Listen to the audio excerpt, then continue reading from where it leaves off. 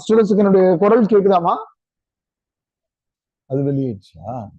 அது ஜாயின்ல கொடுக்கணும். வேண்டாம், ஜாயின் கொடுத்தா வருதா?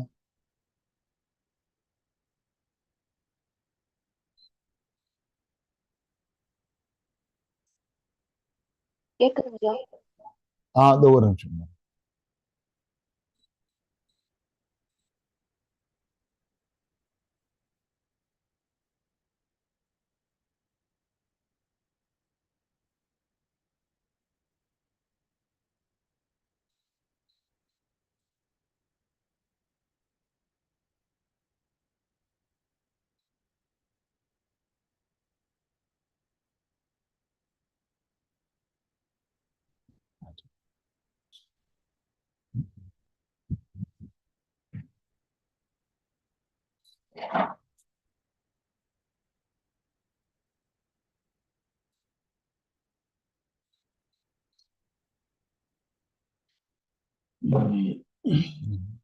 ஷேரிங்ல ஒரு சிக்கல் இருக்கு.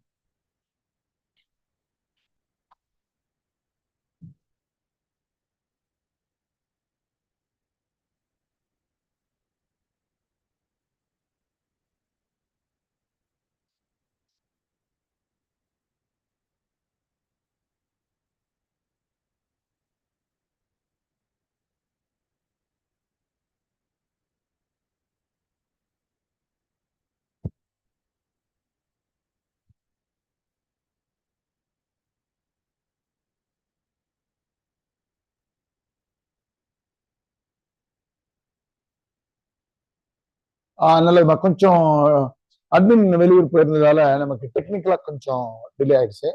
பொதுவாக 4 நம்ம 6:45 6:50 தொடங்கிடும். 6:35 போட்டிருந்தாங்க. 6:45 தான் நமக்கு போஸ்ட் இருக்காங்க. ரைட். நல்லது. இப்போ நம்ம உங்களுக்கு வந்து செகண்ட் பேப்பர் ஓரியன்டேஷன் நம்ம நடத்தி இருக்கிறோம். நீங்க அந்த வீடியோவை பாத்தீங்கன்னாக்கா உங்களுக்கு வந்து செகண்ட் பேப்பர்ல இருக்கக்கூடிய 17 புத்தகங்களுடைய பேர் தெரியும்.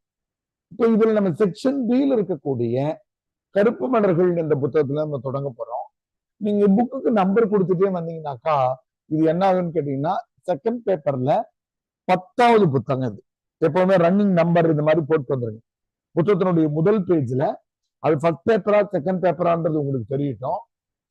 அதுல ஓவராலா நம்பர் போட்டுட்டே வந்தீங்கன்னா அத குறுந்தொகைக்கு 1, புறநானூறு 2, திருக்குறள் 3, சிலப்பதிகாரம் 4, கம்பராமாயணம் 5, நீத்தல் விண்ணப்பம் 6, திருவாசகம் 7, கண்ணன் பாட்டு 8, குடும்ப விளக்கு 9, கருப்பு மலர்கள் 10 நம்பர் வரும்.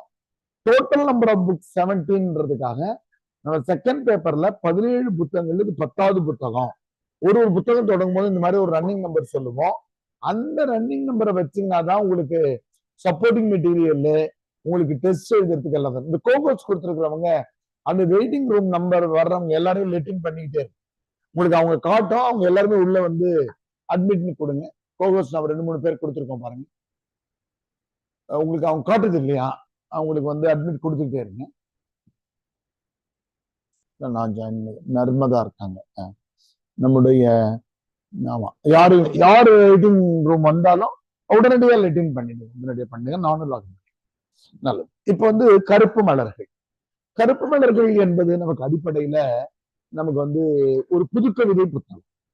நம்ம ஏன் இல்லைன்னு தொடங்குறோம் அப்படின்னு கேட்டீங்கன்னா கொஞ்சம் எளிமையான ஒரு புத்தகத்துல இருந்து தொடங்கலாம் அப்படின்றது. இதை விட சிம்பிளான புத்தகங்களா இருக்கு. இதை விட வந்து நமக்கு யாருக்கும் வெட்கமில்லை, நம்முடைய குரு பீடம், இதெல்லாம் பாத்தீங்கன்னா இதை விட சிம்பிளாவே இருக்கும். ஆனாலும் கவிதையில கருப்பு மலர்கள் இருந்து நம்ம தொடங்கலாம் அப்படின்னு. இது வந்து நா. காமராசன் என்ற கவிஞர் எழுதினது. நா. காமராசன் இந்த கவிஞர் வந்து புதுக்கவிதை உலகத்துல வானம்பாடி இயக்க கவிஞர்கள்ல ஒருவர். வானம்பாடி இயக்க கவிஞர்கள்ல ஒருத்தர். வானம்பாடி இயக்க கவிஞர்கள்ல முக்கியமான ஒரு கவிஞர் வந்து நா. காமராசன்.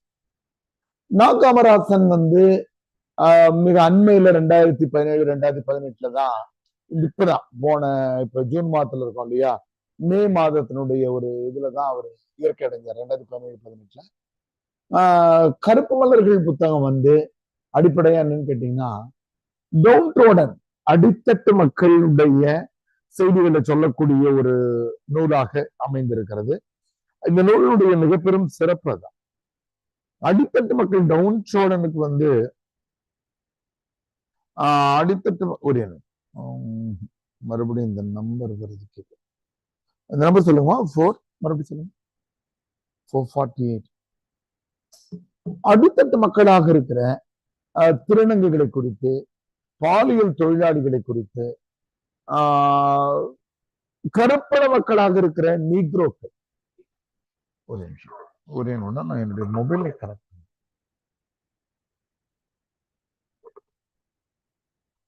828-4491-1378.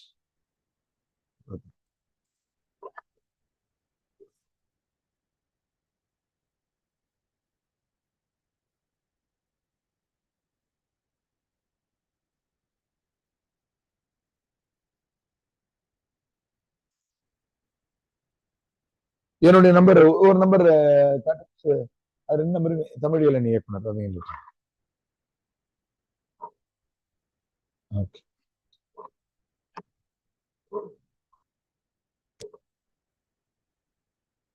நல்லது. ஓகே, யார் வந்திருக்கான் பதில்? அபிநயா, ரட்சகன், பிரபகத், சிவராமன், கயல்விழி, மன்மதன், நம்பதா. Okay, good. இப்ப வந்து நமக்கு அடித்தட்டு மக்களுக்கான விஷயங்களை பேசக்கூடிய ஒரு நூலாக அமைகிறது. பொதுவா புதுக்கவிதை வந்து பாரதியார் 1914க்கு பிறகு எழுத ஆரம்பிச்சாலும் புதுக்கவிதைக்கு வந்து ஒரு பெரிய எதிர்ப்பு இருந்து கொண்டே இருந்தது ஒரு காலகட்டம்.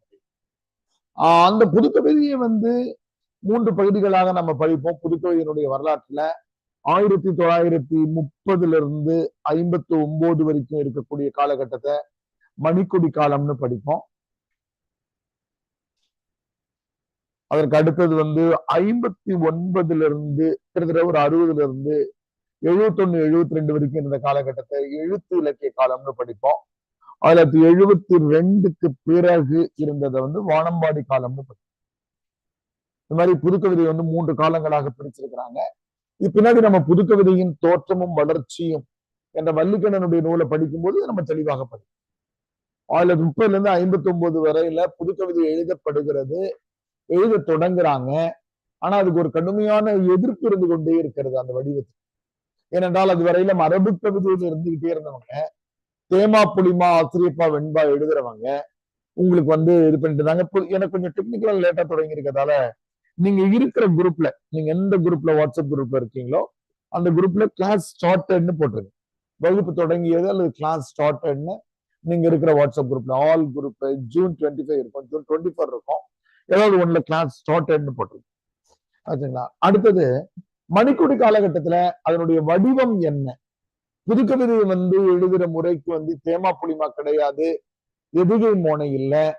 இப்ப இந்த மாதிரியான சூழ்நிலையில அந்த வடிவத்தை காப்பாற்றுவதற்கான முயற்சி முதல் கட்டமாக நடக்குது. எழுத்து இலக்கிய காலகட்டத்துலதான் இங்கே கொஞ்சம் சமுதாயத்து நோக்கி வந்துடுறாங்க. கொஞ்சம் கொஞ்சமா சமூக சிந்தனைகள், சாதிய பிரச்சனைகள், பெண் கல்வி, தீண்டாமை, இதற்கு எதிராக குரல் எல்லாம் எழுத்துல ஒலிக்க தொடங்குது. வானம்பாடியில தான் ரொம்ப வீச்சாக ஒரு கம்யூனிஸ்ட் பொதுவுடைமை சிந்தனைகளை உள்வாங்கிக்கிறவங்க, திராவிட இயக்க சிந்தனைகளை உள்வாங்கிக்கிட்டவங்க எல்லாம் வானம்பாடி. இந்த வானம்பாடி இயக்க கவிஞர்கள்ல ஒருத்தர் தான் நமக்கு நா. காமராசன். இந்த புத்தகம் எழுதியிருக்கிற நா. காமராசன் ஐயா வந்து வானம்பாடி இயக்க கவிஞர்களில் ஒரு. வானம்பாடி இயக்க கவிதைகள்ல ரொம்ப முக்கியமான கவிதை எதுனாக்கா, மு. மேத்தா ஒரு கவிதை எழுதியிருப்பாரு. வைகரை போதித்து வார்த்தை தவமிருக்கும் வானம்பாடிகளே, ஓ வானம்பாடிகளே, இந்த பூமி உருண்டையை புரட்டிவிடக்கூடிய நெம்புகோல் கவிதையை உங்களில் யார் பாடப் போகிறீர்கள்? இன்னொரு தடவை சொல்றேன், வீடியோவை கவனித்து அப்புறம் பதிவு பண்ணிக்கோங்க. வைகரை போதித்து வார்த்தை தவமிருக்கும் வானம்பாடிகளே, ஓ வானம்பாடிகளே, இந்த பூமி உருண்டையை புரட்டிவிடக்கூடிய நெம்புகோல் கவிதையை உங்களில் யார் பாடப் போகிறீர்கள்? ரொம்ப அழகான ஒரு கவிதை. நல்ல வார்த்தை தவமாக இருந்து கொண்டிருக்கிற வானம்பாடி கவிதை இந்த பூமி உருண்டையை புரட்டி விடக்கூடியன்னா என்ன அர்த்தம்னாக்கா, இந்த பூமி உருண்டையை நம்ம நெம்புகோல் நம்ம படிப்போம். இந்த மாதிரி ஒரு 1ஆம் வகை நெம்புகோல், 2ஆம் வகை நெம்புகோல் படிப்போம். ஒரு பொருள் வந்து நாம இப்படி தூக்குறோம், கடப்பாரை வச்சு ஒரு கல்லை பரட்டுறது வந்து நெம்புகோலினுடைய ஒரு வகைன்னு படிப்போம். அந்த மாதிரி இந்த பூமி உருண்டையை புரட்டி விடக்கூடியனா என்ன அர்த்தம்னாக்கா, பூமியை புரட்டுறதுன்னு பொருள் இல்ல, பூமியில இருக்கக்கூடிய சாதி மத எண்ணங்களை, எளிய மக்களை, ஏழைகளை அலட்சியமா நினைக்கிற இந்த பார்வையை மாற்றக்கூடிய கவிதைகள்ல உங்க யார பாட போறீங்கன்னு கேட்கிறார். அப்படி ஒரு கவிதையை தான் நான் காமராசன் இந்த கருப்பு மலர்கள் எழுதியிருக்கிறாரு. நம்ம உள்ள வருவோம். இந்த புத்தகத்துல அவருடைய கவியரசு கண்ணதாசனுடைய ஒரு அழகான முன்னுரை இருக்கிறது. தெரியும் நமக்கு, கவியரசு கண்ணதாசன் வந்து தமிழ் இலக்கிய உலகத்தினுடைய மிக முகாமையான முக்கியமான ஒரு ஆளுமைகள்ல ஒருவர். அவர் வந்து நமக்கு திரைப்பட உலகத்துல மட்டும் சாதிச்சவர் கிடையாது, தனி கவிதை உலகத்திலேயும் மிகப்பெரிய ஆற்றல் மிக்க கவிஞராக இருக்கு. அவர்கிட்ட அணிந்துரை வாங்குறது என்பது அந்த காலத்து இளைஞர்கள். இந்த புத்தகம் எப்ப வந்துச்சுனாக்கா 1970-71 வருது.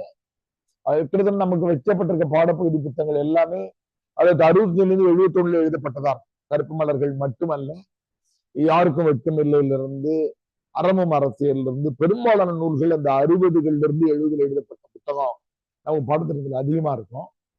இந்த இந்த 70-71 நேரத்துல கண்ணதாசன் 80கள் தொடக்கத்துல இயற்கை அடைகிறாரு. கண்ணதாசன் கிட்ட ஒரு அணிந்துரை எழுதி ஒரு புத்தகத்தை வாங்குறது என்பது அந்த காலத்து புதிய இளைஞர்களுக்கு ஒரு கனவாக இருக்கு. நான் காமராசன் ஒரு 20-22 வயதுல அந்த கவிதை புத்தகத்தை எடுத்து கொண்டு போயிட்டு கண்ணதாசன் அணிந்துரை வாங்குறாரு. கண்ணதாசன் ரொம்ப அழகான ஒரு அணிந்துரைய ஓட்டமா கொடுத்திருக்கிறாரு. ஆனா அதுல ஒரு முக்கியமான வரிகளை மட்டும் நான் படிக்கிறேன். அவன் சொல்வதெல்லாம் அவனுக்கு நியாயமே, யாருக்கு எது பிடிக்கும் என்று தேடி பார்த்து அவன் பரிமாற முடியாது. அவன் விரித்த பந்தி, அவன் போட்ட இலை, அவன் வைக்கிற உணவு, பசிக்கின்ற நல்ல வயிறு உள்ளவர்கள் அங்கே அமரலாம். எங்க வீட்டுல ஒரு விருந்து தரேன்னு நான் வச்சுக்கோங்க, நான் ஒரு குறிப்பிட்ட விருந்து செஞ்சிருப்பேன். இனிப்பு வந்து லட்டு வைக்கலாம், அடுத்து சாம்பார், அடுத்து காரக்குழம்பு, அதுக்கு 2 பொரியல்னு நான் வச்சிருப்பேன். உங்களுக்கு வர்றவங்களுக்கு எல்லாம் மெனு கேட்டு நான் விருந்து வைக்க முடியும். ஹோட்டலா இருந்தாக்கா உங்ககிட்ட வந்து ஆர்டர் கேட்டு நம்ம என்ன ஏதுன்னு கேட்கலாம். இப்ப நான் வைக்கிற விருந்துல உங்களுக்கு பிடித்தமானது நீங்க சாப்பிட வேண்டியதான். அப்போ நான் காமராசன் வாசகர்கள் எல்லோருக்கும் என்ன பிடிக்கும்னு பார்த்து எழுதல. அவர் தன்னுடைய சிந்தனைகளை எழுதியிருக்கிறாரு, அது உங்களுக்கு பிடிச்சது நீங்க எடுத்துக்கோ அப்படின்ற பொருளை கண்ணதாசன் எழுதியிருக்காரு. அதை விட இந்த புத்தகத்துல நிறைவுல, இந்த அணிந்தருடைய நிறைவுல அவர் எழுதுறாரு, ஆங்கில கவிதை மலர்களை தமிழில் மொழிபெயர்ப்பது போல தோன்றும். இந்த கவிதை புத்தகத்தை படிக்கிற போது ஒரு விமர்சனத்தை கண்ணதாசன் வைக்கிறாரு. ஆங்கில கவிதைகளை மொழிபெயர்ப்பது போல இருக்கும் எழுதுறாரு. அதுக்கு என்ன காரணம்னு கேட்டீங்கன்னா, அந்த நேரத்துல உலகத்துல வந்த புல்லின் இதழ்கள், தி லீவ்ஸ் ஆஃப் கிராஸ் என்ற ஆங்கில நூல் வால்ட் விட்மன் எழுதின ஒரு நூல். இந்த புத்தகம் தான் நமக்கு புதுக்கவிதை உலகத்துல மிகப்பெரிய தாக்கத்தை உலகம் எங்கும் ஏற்படுத்துகிறது. வால்ட் விட்மன் என்பவர் எழுதின Leaves of Grass, Leaves of Grass ஆங்கிலத்தில் எழுதின ஒரு புத்தகம் தான் புதுக்கவிதை உலகத்துல மிகப்பெரிய பரபரப்பை உலகம் எங்கும் ஏற்படுத்துகிறது. ஏனென்றால் ஒரு புல்லையும் அதனுடைய நுண்ணிய பத்தி கூட ஒரு கவிதை எழுத முடியுமா? இதுவரையில் உலக இலக்கியங்கள் கவனிக்காத அல்லது கவனிக்க தவறிய பகுதிகளை வால்ட் விட்மன் எழுதுகிறார். இந்த தாக்கத்துல விளைஞ்சதுதான் இந்த புத்தகம். அதுக்குதான் மறைமுகமாக கண்ணதாசன் விமர்சிக்கிறாரு. இது ஆங்கிலத்தை மொழிபெயர்த்த மாதிரி தெரியும், ஆனா கிடையாது. நான் காமராசன் தனித்துவமாக எழுதியிருக்கிறார், இதை ஆங்கிலத்தில் மொழிபெயர்க்க முடியும் என்று எழுதியிருக்கிறார். அடுத்து இந்த புத்தகம் யாருக்கு காணிக்கையாக்கப்பட்டிருக்கிறது என்ற இந்த செய்தியை உங்க விடைத்தாள்ல நீங்க அவசியமா எழுதுங்க. என்ன கேள்வி கேட்டா, பொதுவா ஒரு புத்தகம் எழுதுறவங்க அல்ல, நம்ம திரைப்படங்கள்லாம் பார்க்க போவோம். திரைப்படம் எடுக்கிறவங்க என்ன பண்ணுவாங்கன்னா, அவங்க அப்பாவுக்கு, அவங்க தாத்தாவுக்கு, அவங்களுடைய ஆசிரியருக்கு, இந்த மாதிரியானவங்களுக்கு தான் அதை வந்து நம்ம என்ன பண்ணுவாங்க, டெடிகேட் பண்ணுவாங்க. Dedication. This book is dedicated to. இந்த புத்தகம் யாருக்கு அர்ப்பணிக்கப்படுகிறது என்பதில் நம்முடைய பெற்றோர்களுக்கோ, ஆசிரியர்களுக்கோ, மூத்த தமிழறிஞர்களுக்கோ தான் நம்ம அர்ப்பணிப்போம். ஆனால் அங்கேயே காமராசன் மாறுபடுகிறார். இந்த புத்தகத்தினுடைய அடிப்படை நமக்கு தெரிய வருகிறது. என்ன சொல்றாரு பாருங்க, பிளாட்பாரத்துக்கு இந்த புத்தகத்தை காணிக்கையாக்கு. ஏன் பிளாட்பாரத்துக்கு காணிக்கையாக்குறோம் நடைபாதைக்கு? அதுக்கு காரணத்துக்கு காமராசன் சொல்றாரு, புழுதி கட்டில்களாக மாறி எங்களுடைய ஏழை தோழர்களை உறங்க வைக்கும் கோடானு கோடி நடைபாதைகளுக்கு. ஏப்பா நடைபாதைகளுக்கு இந்த புத்தகத்தை இது பண்ணணும்னு கேட்டீங்கன்னா, வீடே இல்லாத ஏழைகளுக்கு இரவு நேரத்தில் கட்டில்களாக மாறி அவை உறங்க வைக்கின்றன. அதனால இந்த புத்தகத்தை I am dedicating to platforms அப்படின்னு எழுதியிருக்காரு. இது ரொம்ப முக்கியமான ஒரு குறிப்பு. இந்த புத்தகத்தின் தொடர்பான எந்த கேள்வி கேட்டாங்க, புதுக்கவிதை திருப்புமுனைன்னு கேட்பாங்க, புதுக்கவிதை ஓமைன்னு கேட்பாங்க, காமராசனுடைய படைப்புலகன்னு கேட்பாங்க. எது கேட்டாலும் நீங்க என்ன பண்ணணும் அப்படின்னு கேட்டீங்கன்னா, இந்த செய்தியை ஏதாவது ஒரு இடத்துல ஒரு வரியில குறிக்கணும். அது எப்படி குறிக்கலாம்னு விடை எழுதுற பயிற்சியின் போது நான் உங்களுக்கு சொல்லுகிறேன். அதை நீங்க தெரிஞ்சு வச்சிருக்கணும். இப்போ இந்த புத்தகத்துக்கு முன்னாடி போறதுக்கு முன்னாடி நம்ம கொஞ்சம் பேர், ஒரு 4-5 பேர் பணம் கட்டிருக்கீங்க, அவங்களுக்குலாம் அட்மின் வந்து சப்போர்ட்டிங் மெட்டீரியல் அனுப்பி வைப்பாரு. நீங்க அதை அவசியம் பயன்படுத்திக்கோங்க. இப்ப இந்த சப்போர்ட்டிங் மெட்டீரியல்ல நாம ஒரு புத்தகத்தையும் எப்படி படிக்கணும்ன்றதுக்கான ஒரு குறிப்பை வந்து நம்ம தயார் பண்ணணும். அந்த குறிப்பு தாள்ல ஒரு புத்தகத்துல நம்ம எப்படி படிக்க போறோம் அப்படிங்கிற விஷயம் இருக்கும். அப்படி பார்க்கும்போது இந்த ரன்னிங் நம்பர் தான் நான் சொல்றேன் பாருங்க. புறநானூறுக்கு நேரா 2-17 போட்டிருப்பாரு. 2-17 இந்த மாதிரி நீங்க தள்ளிக்கிட்டே வந்தீங்கன்னாக்கா 10வது புத்தகம் நமக்கு வந்து 11வது புத்தகம் பாருங்க. இதுதான் இந்த ஒரு பேஜ் தான். கருப்பமலர் புத்தகம் ஒரு பக்கம் தான். நம்ம பிரிண்டிங் நம்ம அதிகம் கொடுத்துருக்கோம். இப்ப இப்படித்தான் நம்ம படிக்க போறோம். இதான் நம்ம அகாடமியோட சிறப்பு. நம்ம வருத்தலாக புத்தகங்களை படிச்சுட்டே போனோம்னாக்கா நம்ம எதுக்கும் விடைகள் எழுத முடியாது. நம்ம எந்த புத்தகத்தை படிச்சாலும் விடை எழுதுறதுக்கான முறையோட படிக்கிறோம். அப்ப இந்த புத்தகத்தை நம்ம எப்படி படிக்க போறோம்னா, விளிம்புகளை மக்களை குறித்த கவிதைகளை முதல்ல படிக்க போறோம். உருவக கவிதைகளை 2வதா படிக்க போறோம். மெட்டபோர் நம்ம படிக்கிறோம் இல்லையா, மெட்டபோரிக். பொது உடைமை கவிதைகளை, கம்யூனிஸ்ட் கவிதைகளை 3வதா படிக்க போறோம். அதுக்கப்புறம் தி அதர் இம்பார்ட்டன்ட் போயம்ஸ் படிக்கும், மற்ற முக்கிய கவிதைகள். இப்ப முதல்ல இந்த புத்தகத்தினுடைய அடிப்படை என்னன்னு கேட்டீங்கன்னா, நான் சொன்ன மாதிரி விளிம்புகளை மக்களை பற்றிய கவிதை. இந்த ஒரே பக்கத்துல எவ்வளவு குறிப்புகள் தந்திருக்கோம். 1971 வந்திருக்கிறது. கண்ணதாசனுடைய முன்னுரையோடு வந்திருக்கிறது. இந்த புத்தகம் காணிக்கையாக்கப்பட்டிருப்பது நடைபாதை என்பதற்கு. கீழே அடிக்குறிப்புல பாருங்க, ஃபுட் நோட்ல வால்ட் விட்மனுடைய புள்ளின் இதழ்கள் என்பதுல என்ன வந்தது. கருப்பு மலர்கள் கவிதை படிக்கிறதுக்காக 2 குறிப்பு தந்திருக்கிறோம். மார்ட்டின் லூதர் கிங் குறித்தும் நெல்சன் மண்டேலா குறித்தும். அந்த கவிதை படிக்கும் போது உங்களுக்கு புரியும். இந்த பக்கம் நம்ம பேஜ் நம்பர் போட்டுக்கோம் இல்லையா, உங்ககிட்ட இருக்கிற பேஜ் நம்பர் கூட அது பொருந்தி போகாது. இது கவிதா பப்ளிகேஷன் 2018 போட்ட புத்தகத்தின் அடிப்படையில இந்த பக்கங்களை போட்டிருக்கோம். ஆனா இந்த வரிசையில தான் இருக்கும். அதனால நீங்க எடுத்துக்கணும். அப்போ விளிம்புகளை மக்களை குறித்து முதல்ல படிக்கப்படும். காகித பூக்கள்னா திருநங்கைகளை குறித்து எழுதியிருக்காரு. நிலாச்சோறுனா ஒரு பிச்சைக்காரனினுடைய உணர்வுகளை எழுதியிருக்காரு. அனாதைகள், ஆதரவற்றவர்கள், நடைப்பிணங்கள்னு மலைவாழ் பழங்குடி மக்களை எழுதினார். பிச்சைக்காரி, குடிகாரன், ஒரு சேரி கிராமமும் தபால்காரனின் மரணம். ஒரு சேரிக்கு வந்து தபால் படிச்சு கொடுத்துட்டு போற ஒரு தபால்காரனுடைய மரணம் நிகழ்கிற போது என்ன செய்தி ஏற்படுகிறது. ஒரு ஊமை, பேச முடியாத ஒரு செவி மாற்று திறனாளி, விலை மகளிர், பாலியல் தொழிலாளிகள் இந்த சமூகம் ஒதுக்கி வைக்கிற விலை மகளிர், அப்புறம் உலகத்தினுடைய மக்களை ஒதுக்கி வைக்கிற நீக்ரோகளாக இருக்கிற கருப்பு மலர்கள். இந்த கவிதைகள் தான் இந்த புத்தகத்தினுடைய அடிப்படை. இந்த 10 கவிதைகளை நம்ம தெளிவாக கவனமா நம்ம படிச்சுட்டோம் அப்படின்னாக்கா, 10-12 கவிதைகள் தான் இந்த கருப்பு மலர்களினுடைய உருவகத்துக்கு இது பயன்படும். 2வதா இருக்கிற உருவகத்துக்கு இந்த காகித பூக்கள் பயன்படாதுன்னு நினைச்சிடாது. உருவக கவிதைகள் நேரடியா உருவகம் மட்டும் இருக்கிறது. கருப்பு மலர்கள் என்பதே ஒரு உருவகம். நீக்ரோ மனிதர்களை கருப்பாக இருக்கிற மலர்கள். இந்த கருப்பு தான் எனக்கு பிடிச்ச கலர். சினிமா பாட்டில் கூட ஒரு வரி எழுதியிருப்பாரு, நான் பூக்கடையில் தேடினேன், பூவில் இல்லை கருப்பு தான், அன்று முதல் எனக்கு பூக்கள் மீது வெறுப்பு தான் எழுதியிருப்பார். பூக்கள்ல கருப்பு பூக்கள் இருக்காது. ஆனா மனிதர்கள் இந்த கருப்பா இருக்கிற நீக்ரோக்கள் ஒதுக்கி வைக்கப்படுவதால அவங்களை கருப்பு மலர்கள்னு எழுதியிருக்கிற அந்த செய்தியே உருவகம். உருவகம்னா என்னன்னா, ஒரு மனிதனை ஒரு ஒரு ஒருத்தர் நல்லா வேகமா இப்போ உசேன் போல்ட் ஓடுறாருன்னு வச்சுங்க, அவர் நம்ம என்ன கருப்பு குதிரை ஒரு ஊமைப்படுத்துறது பேர் உருவகம். வெள்ளை சூரியன் அப்படின்னு நம்ம விஜயகாந்த் வந்து கருப்பு நிலா அப்படின்னு சொல்லுவாங்க. அந்த மாதிரி ஒரு மனிதனுக்கு ஒரு செய்தியை சொல்றதுக்கு பேரு உருவகம் பேரு. அப்போ உருவகம்னாக்க ரெண்டு காலமும் வரும். நல்லா புரிஞ்சுக்கணும் நீங்க. வெறும் அடித்தட்டு மக்கள்னாக்கா விளிம்புநிலை மக்கள் கவிதைகளை மட்டும் எழுதுங்க. உருவகம்னா அந்தாண்ட இருக்கிற செம்மண் புல் மட்டும் கிடையாது. இங்க எழுதியிருக்கிற நடைப்பிணங்கள் என்பதே உருவகம்.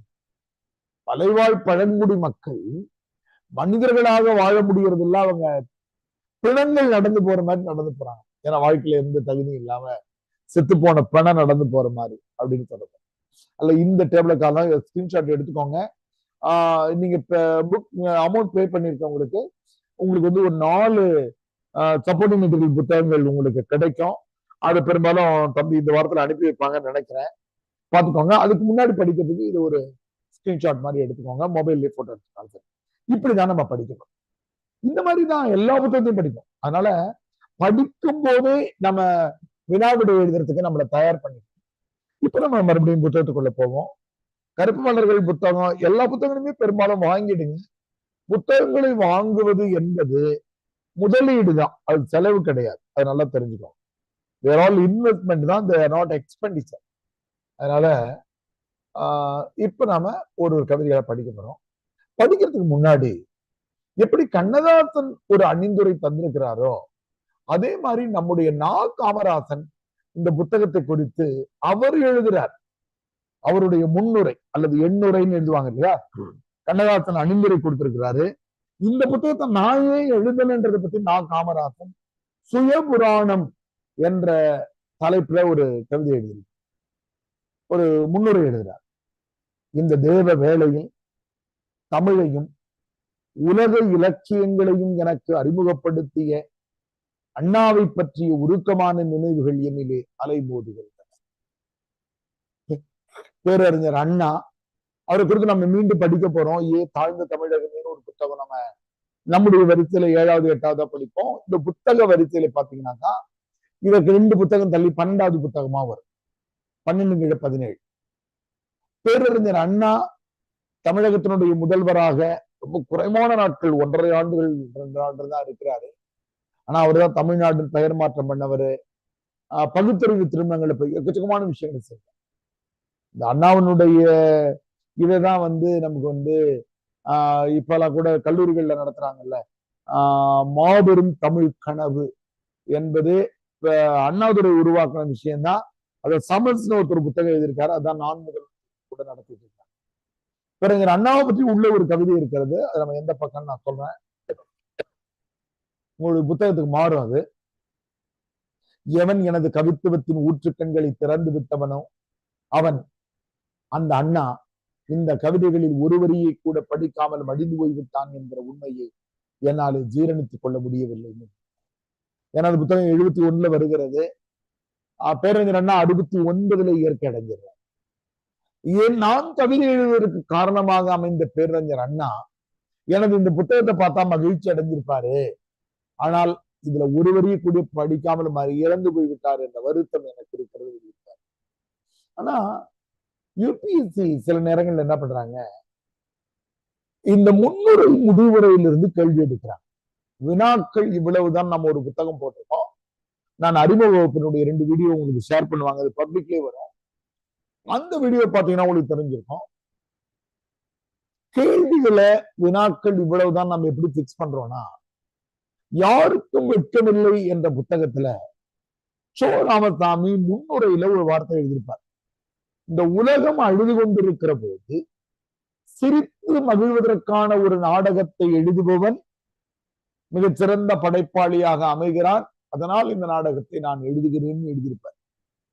யூபிஎஸ்சி என்ன பண்ணாங்க, இந்த வாக்கியத்தை அப்படியே எடுத்து போட்டு உலகம் அழுது கொண்டிருக்கிற போது சிரித்து மகிழ்வதற்கான நாடகமாக யாருக்கும் வெட்கமில்லை அமைந்திருக்கிறது என்பதை நிறுவுகன்னு கேள்வி கேட்டாங்க. அப்ப முன்னுரையில இருந்து ஒரு கேள்வி கேட்டாங்களா, நான் என்ன பண்ணேன், எல்லா புத்தகங்களுடைய முன்னுரையும் படிச்சு 300ல இருந்து எந்த வரிகள் கேள்வி கேட்க வாய்ப்பு இருக்கிறதுன்னு கண்டுபிடிச்சோம். இதுல ஒரு வரியை நம்ம கண்டுபிடிச்சிருக்கோம். அதான் இந்த வரி. எது? கவிதை என்பது நாடு, மொழி, இனம் முதலிய எல்லைகளுக்கும் அப்பால் சிறகு விரிக்கிற உலக பறவை என்ற கருத்தை கருப்பு மலர்கள் கொண்டு விளக்கு. அப்படின்னா என்ன பொருள்? பார்த்தாலே பாருங்க. கவிதை என்பது என்னதான்? உலக பறவை. பறவை என்ன பண்ணும்? பறக்கும். எங்க பறக்கும்? இந்தியா மேல பறக்கும், பாகிஸ்தான் மேல பறக்கும், உஸ்பெகிஸ்தான் மேல பறக்கும், ரஷ்யா, எங்க வேணாலும் பறக்கும். இப்ப எல்லா சிக்கல்களையும் அந்த பறவை கவனிக்கும். அதுக்கு எதுவும் எல்லை கிடையாது. என்ன எல்லைகள் கிடையாது? நாடு, மொழி, இனம் எல்லை. தமிழ்நாட்டு பறவையா நானு? நான் ஆந்திராவுக்கு போக மாட்டேன், மகாராஷ்டிராவுக்கு போக மாட்டேன். இப்ப கவிஞன் என்பவன் உலகம் முழுவதையும் பார்க்கிற வாய்ப்பு பெற்றவன் என்ற கேள்வியை யூபிஎஸ்சி எழுப்ப வாய்ப்பு இருக்கிறது. அதை இதை வச்சு நம்ம நிறுவலாம். அது என்னன்னு கேட்டீங்கன்னாக்கா, திருநங்கைகளை எழுதுறாரு. மலையாளத்தில் இருக்கக்கூடிய ஒரு கைம்பெண்ணனுடைய திரைப்படமாக இருக்கிற செம்மீன் திரைப்படத்தை பத்தி எழுதுறாரு. நாம கொஞ்சம் முன்னாடி படிச்ச தென்னாப்பிரிக்காவில் இருக்கிற நீக்ரோக்களை பத்தி எழுதுவதால இது உலக பறவையாக இருக்கு. நா. காமராசனுடைய கவிதை தமிழ்நாட்டு பறவையாவோ இந்திய பறவையாவோ இல்லை, அது உலக பறவையாக இருக்கிறது. அந்த வரியை எழுதிக்கோங்க அல்லது குறிச்சுக்கோங்க. கவிதை என்பது நாடு, மொழி, இனம் முதலிய எல்லைகளுக்கும் அப்பால் சிறகு விரிக்கிற உலக பறவை அப்படிங்கிற விஷயம். அடுத்த அந்த புத்தகத்தை நம்ம அடித்தட்டு மக்களுடைய கவிதைகளை படிக்க போறோம். புத்தகம் பெரும்பாலும் வாங்கிடுங்க. இல்லாதவங்க குறிப்புகள் போட்டு நம்ம எழுதியிருக்க மாதிரி இன்னைக்கு நம்ம படிக்கிறது, இன்னைக்கு நாளைக்கு பெரும்பாலும் அடித்தட்டு மக்களுடைய கவிதைகளை நாளைக்கு ஒரு ஒரு ஒரு மணி நேர வகுப்புல அடித்தட்டு மக்கள் நாளைக்கு முடியும். அடித்தட்டு மக்களுடைய கவிதைகள் எது? முதல் கவிதை காகித பூக்கள். அவரே பிராக்கெட்ல சொல்லிட்டாரு, அலிகளை பற்றிய. ஆனால் இன்னைக்கு நாகரிக சமூகத்துல அலிகள் என்று நாம குறிக்கிறது கிடையாது. நாம என்னவாதாம குறிக்கணும்? நாம திருநங்கைகள் என்றுதான் எழுதணும். திருநங்கைகள் அல்லது திருநம்பிகள் தான் எழுதணும். ஆனா 70-71 அவங்களை அரவாணிகள் என்றும் வேறு மாதிரியானதும் குறிப்பிட்டிருந்த சூழ்நிலையில அவங்களை நமக்கு அலிகள் என்று குறிப்பிடுவது அந்த காலத்துல நாகரிகமான சொல்லா இருந்ததா. அதனால அப்படி எழுதியிருக்கு. காலமழை கீழ் அடியில காலமழை தூரடிலே களையாய் பிறப்பெடுத்தோம் தாய்ப்பாலின் சரித்திரத்தில் சதுராடும் புதிரான. காலமழை தூரடிலே களையாய் பிறப்பெடுத்தோம். களை என்ற வார்த்தையாடலும் ஒரு மழை பெய்கிற போது நெல் வளர்கிறது, கரும்பு வளருது. நம்ம வீட்டில் இருக்கிற தென்னை மரம், வாழை மரத்துக்கெல்லாம் தண்ணீர் கிடைக்கிறது, அவைகள் எல்லாம் வளர்கின்றன. ஆனால் புல்லோ முள் செடிகளோ வளர்ந்தால் நம்ம என்ன பண்றோம்? அவைகளை வெட்டி தூக்கி போட்டுறோம். அப்போ ஒரு வீட்டுல இருக்கிற ஒரு ஆணோ பெண்ணோ திருநங்கையாகவோ திருநம்பியாகவோ மாறிவிட்டால் அவர்கள் வீட்டை விட்டு துரத்தப்படுகிற அவலத்துக்குரியவர்களாக வருகிறார்கள் என்பதைத்தான் களையாய் பிறப்பெடுத்தோம்னு சொல்றோம். நெற்கதிகள் நிறைந்த தஞ்சை வயல்ல நெல்லுக்கு நடுவுல புல்லு வளைஞ்சா என்ன பண்றாங்க? வெட்டி தூக்கி வெளியில எரிஞ்சிடறாங்க இல்லையா? அப்படி எங்க வீட்டுல இருந்தே எங்களை வெட்டி தூக்கிட்டாங்கன்றதுதான் களை என்ற வார்த்தை அடலும். தாய்ப்பாலின் சரித்திரத்தில் சதுராடும் புதிரானும். நாங்களும் என்னுடைய அக்கா, அண்ணன், தம்பிகளும் எங்க அம்மா கிட்டதான் பால் குடிச்சாங்க, நானும் பால் குடிச்சேன். ஆனால் என்னுடைய வாழ்க்கை என்னவாயிடுச்சு? புதிராக மாறிவிட்டது. சதுரங்கம் ஆடுதல் என்று சொல்லலாம். சதுராட்டம் என்பது நாட்டியத்தையும் குறிக்கும். பொருளற்றதாக மாறிவிட்டோம். புதிரானோம் என்ற சொல் இதுல முக்கியமானது. பொருள் பொருந்ததாக இல்லை. எங்களது வாழ்க்கை விடுகதையாக இருக்கு. விதை வளர்த்த முள்ளானோம், விளக்கின் இருளானோம். நாம இந்த விதை பண்புகள்னு யாராவது கல்யாணத்துக்கு அங்க நிகழ்ச்சிகளுக்கு போனா தராங்க. அதை நம்ம தூக்கி போட்டோம்னா எக்கச்சக்கமான செடிகள் வருகிறது. முள் செடி என்ன பண்ணுவாங்க? மறுபடியும் வெட்டிடுவாங்க.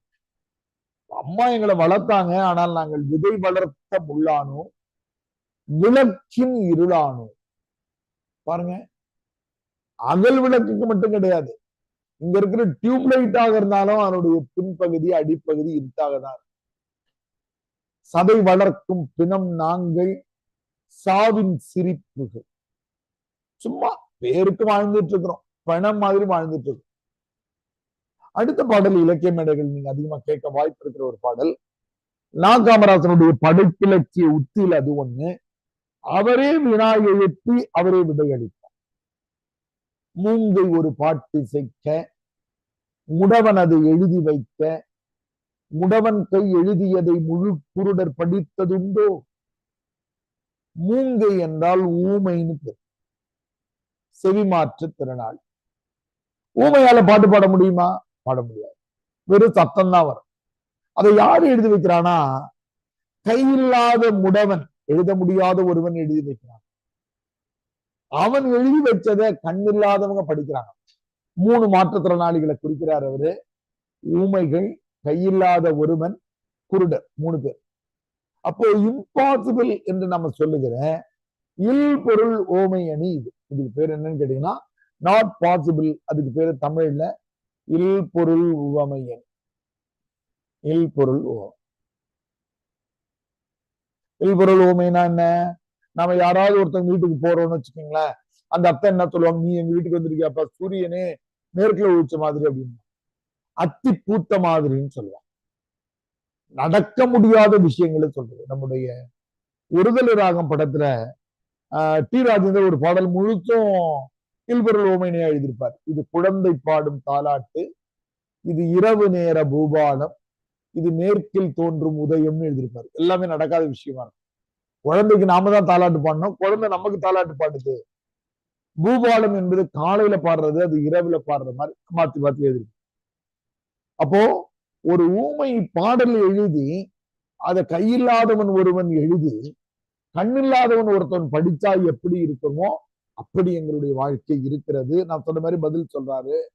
ஆமாப்பா, நாங்கள் மூங்கையனின் பாட்டானோ, முடவன் கை எழுத்தானோ, முழு குருடர் படிக்கின்றார், சந்தி பிழை போன்ற சந்ததி பிழை நாங்கள். அந்த வரி அங்கே பண்ணிக்கணும். இந்த கவிதையில சில சில மனப்பாட வரிகள் நம்ம பண்ணிட்டு வந்தோம்னா நல்லா இருக்கும். அதுல சந்தி பிழை போன்ற சந்ததி பிழை நாங்கள். சந்தி பிழைனா என்ன? அவனுக்கு கூட்டல் தந்தேன் அப்படின்னு வந்தாக்கா அவனுக்கு தந்தேன்னு எழுதணும். நம்ம பார்த்திருப்போம். அவனை பார்த்தேன், அவனை கூட்டல் பார்த்தேன், என்ன ஆகும்? இங்க இப்பு வரும். அவனை பார்த்தேன், இந்த இப்பு போடல. அவனுக்கு தந்தேன், கண்டனை கேட்டேன், கதவை திறந்தேன், அங்கெல்லாம் இக்கு இச்சு இத்து இப்பு வரும். இப்ப ஒரு சந்தின்னு பேர். இதை நீங்க போடாம விட்டீங்கன்னாக்கா தமிழ் ஆசிரியர் என்ன பண்ணுவாங்க, 1/2 மார்க் குறைச்சிருவாங்க. அது பேர் சந்திப்பிழைன்னு பேர். சந்திப்பிழைனாக்கா வல்லின எழுத்துக்கள் மிகுகிற இடங்கள்ல போடாம விட்டுட்டாக்கா அதுக்கு பேரு அந்த சந்திப்பிழை என்பதே சந்தி இருக்கு பாருங்க. சந்திப்பிழை, சந்ததிப்பிழை. முழு குருடர் இக்கு வருது பாருங்க, முழு குருடர், அதான் சந்தின் பேர். தமிழ் ஆசிரியர்கள் இந்த சந்தி எழுத்துக்களை சரியா போடலன்னா நோட்டை தூக்கி போட்டுருவாங்க.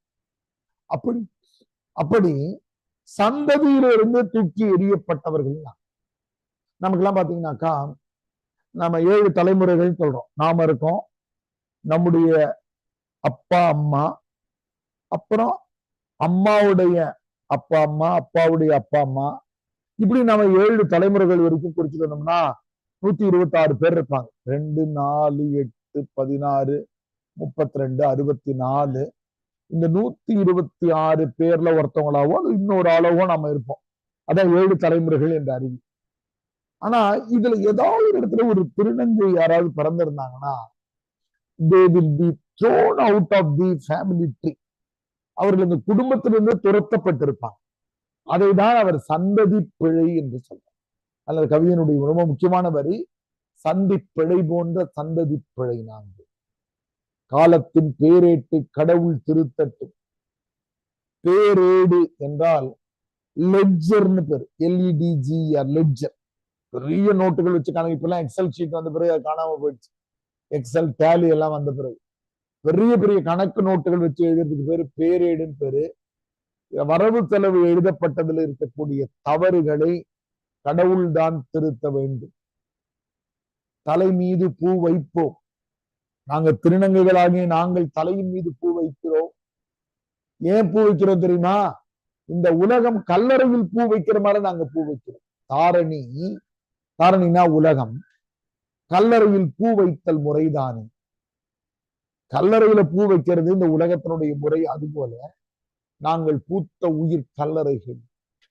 நாங்கள்லாம் சிமெட்ரியில் இருக்கக்கூடிய கல்லறைகள் நாங்கள் எல்லாம் அப்படின்னு சொல்றாரு. தாய் பெண்ணோ முல்லைப்பூ, தனி மலடி தாழம்பூ, வாய்ப்பந்தல் போடுகிற நாங்கள் காகித பூக்கள். தாய் பெண்ணோ முல்லைப்பூ. ஒருத்தவங்களுக்கு குழந்தை பிறக்கிறது என்றால் இந்த சமூகம் முல்லைப்பூ மாதிரி கொண்டாடுகிறது.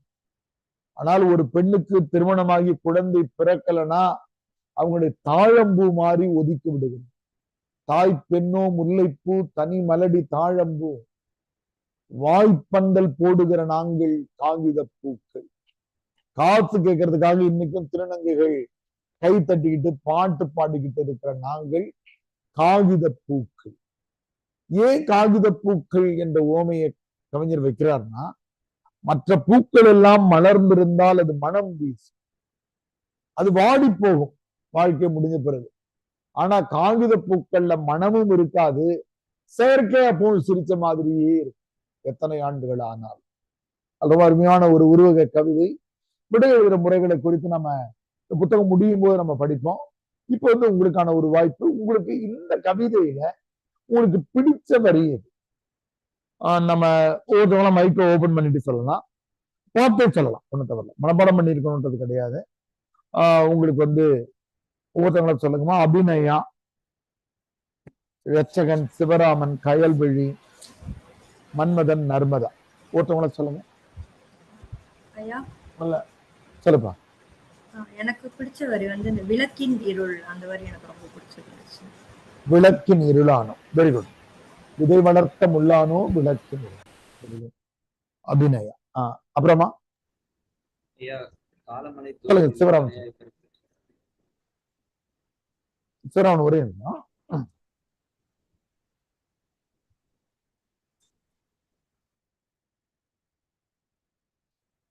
சொல்லுங்க. இப்ப சொல்லுங்க. காலமழை தூறலிலே கலையாய் பிறப்பிருக்கும். காலமழை தூறலிலே கலையாய் பிறப்பு. Very good. அப்புறம் சொல்லுமா. பூத்த உயிர் கல்லறைகள் நாங்கள், அந்த வரி எனக்கு பிடிச்சிருக்குங்க. Very good. பூத்த உயிர் கல்லறைகள், உயிரோடு இருக்கிற கல்லறை, கல்லறையில பூத்த மலர்கள் நாங்கள் அப்படின்றாங்க. நீங்க சொல்லுங்கம்மா, உங்களுக்கு எந்த வரி ரொம்ப பிடிச்சிருந்தது? விதை வளர்த்த முள்ளான், வெரி. விளக்கின் இருளான், வெரி. மன்மதன், நர்மதா, பேசக்கூடிய சூழ்நிலையில் இருக்கீங்களா?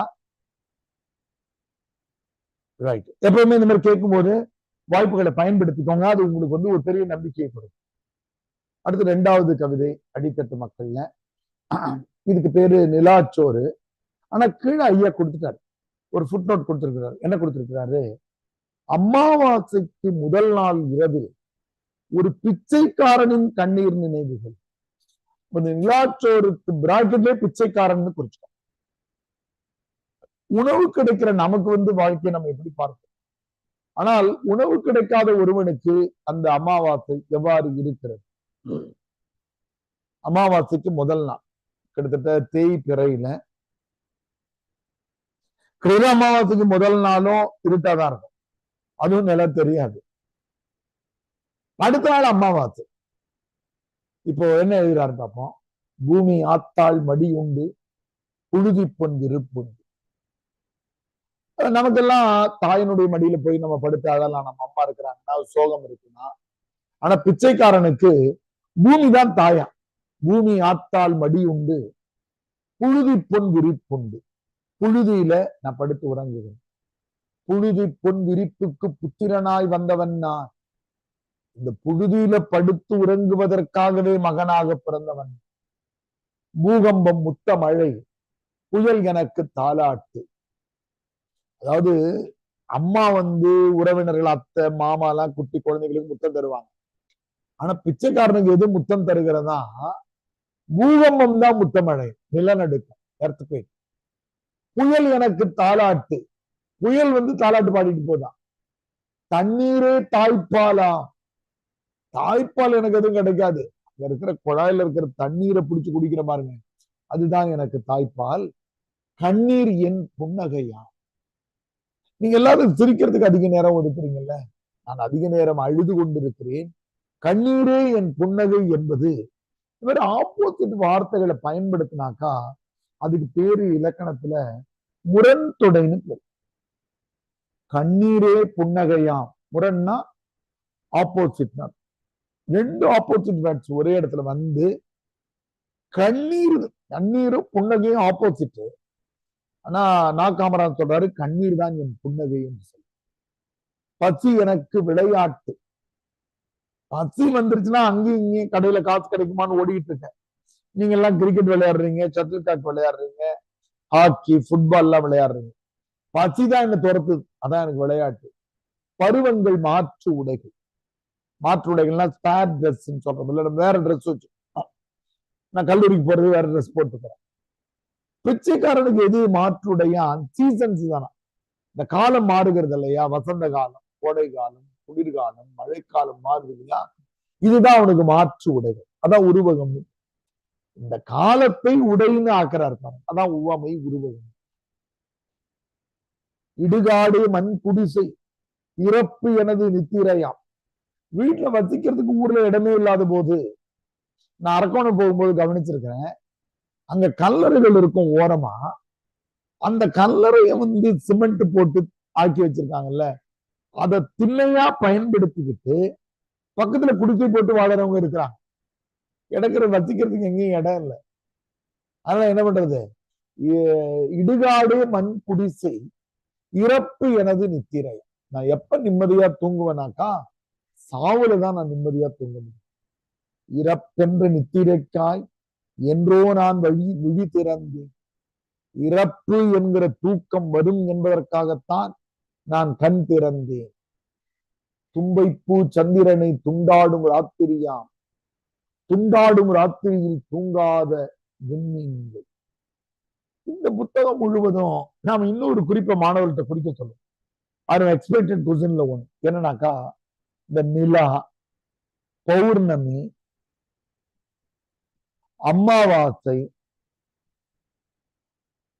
இந்த மாதிரியான சொல்லாடல்களை அதிகமாக குறியீடாக இந்த புத்தகம் முழுவதும் பயன்படுத்தி நாம அதை எக்ஸ்பெக்டட் கொஸ்டின்ல ஒன்னா போறோம். இன்னொரு கூட மெயின்ஸ் எழுத போறாங்கல்ல பிள்ளைகளுக்கு, அந்த கேள்வி அது கூட வந்துடல. காமராசன் நிலாவை வந்து எப்படி உருவமா அதிகமா நிலாவை பயன்படுத்திக்க. இப்ப யாராவது ஒரு மாணவர்கள் ஒவ்வொரு அணிலையும் மாணவர்கள் குறிச்சிட்டு வருவாங்க. நீங்க எல்லாருமே நிலா எங்கெல்லாம் வருதோ அதெல்லாம் கொடுப்பாங்க. இந்த கவிதையில எத்தனை இடத்துல நிலா வருது பாருங்க. தும்பை பூ சந்திரனே, சந்திரன் என்பது நிலா. துண்டாடும் ராத்திரியாம், ஒரு கேக்கா கட் பண்ற மாதிரி நிலாவை கட் பண்ணிட்டு வந்துருச்சான். துண்டாடும் ராத்திரியில் தூங்காத விண்மீன்கள், நாளைக்கோ அமாவாசை, நரைத்த நிலா கல்லறை நாள். ஒவ்வொரு கவிதையிலையும் ஏதாவது ஒண்ணு ரெண்டு வரிகள் யாரும் சிந்திக்காத மாதிரி நான் காமராசன் சிந்திச்சிருக்கேன். எனக்கு ரொம்ப பிடிச்ச வரி இந்த கவிதையில இது. அது என்னது, நாளைக்கு அமாவாசையா, நரைத்த நிலா நாளைக்கு செத்து போயிடுதான். ஏன் நரைத்த நிலான்றாரு? நிலா வெள்ளையாக இருக்கு, முடி வெளுத்து போயிட்டா என்ன இருக்கு, வெள்ளையா இருக்கு. அதனால நரைத்த நிலாவுக்கு நாளை கல்லறை நாள்னு எழுதணும்.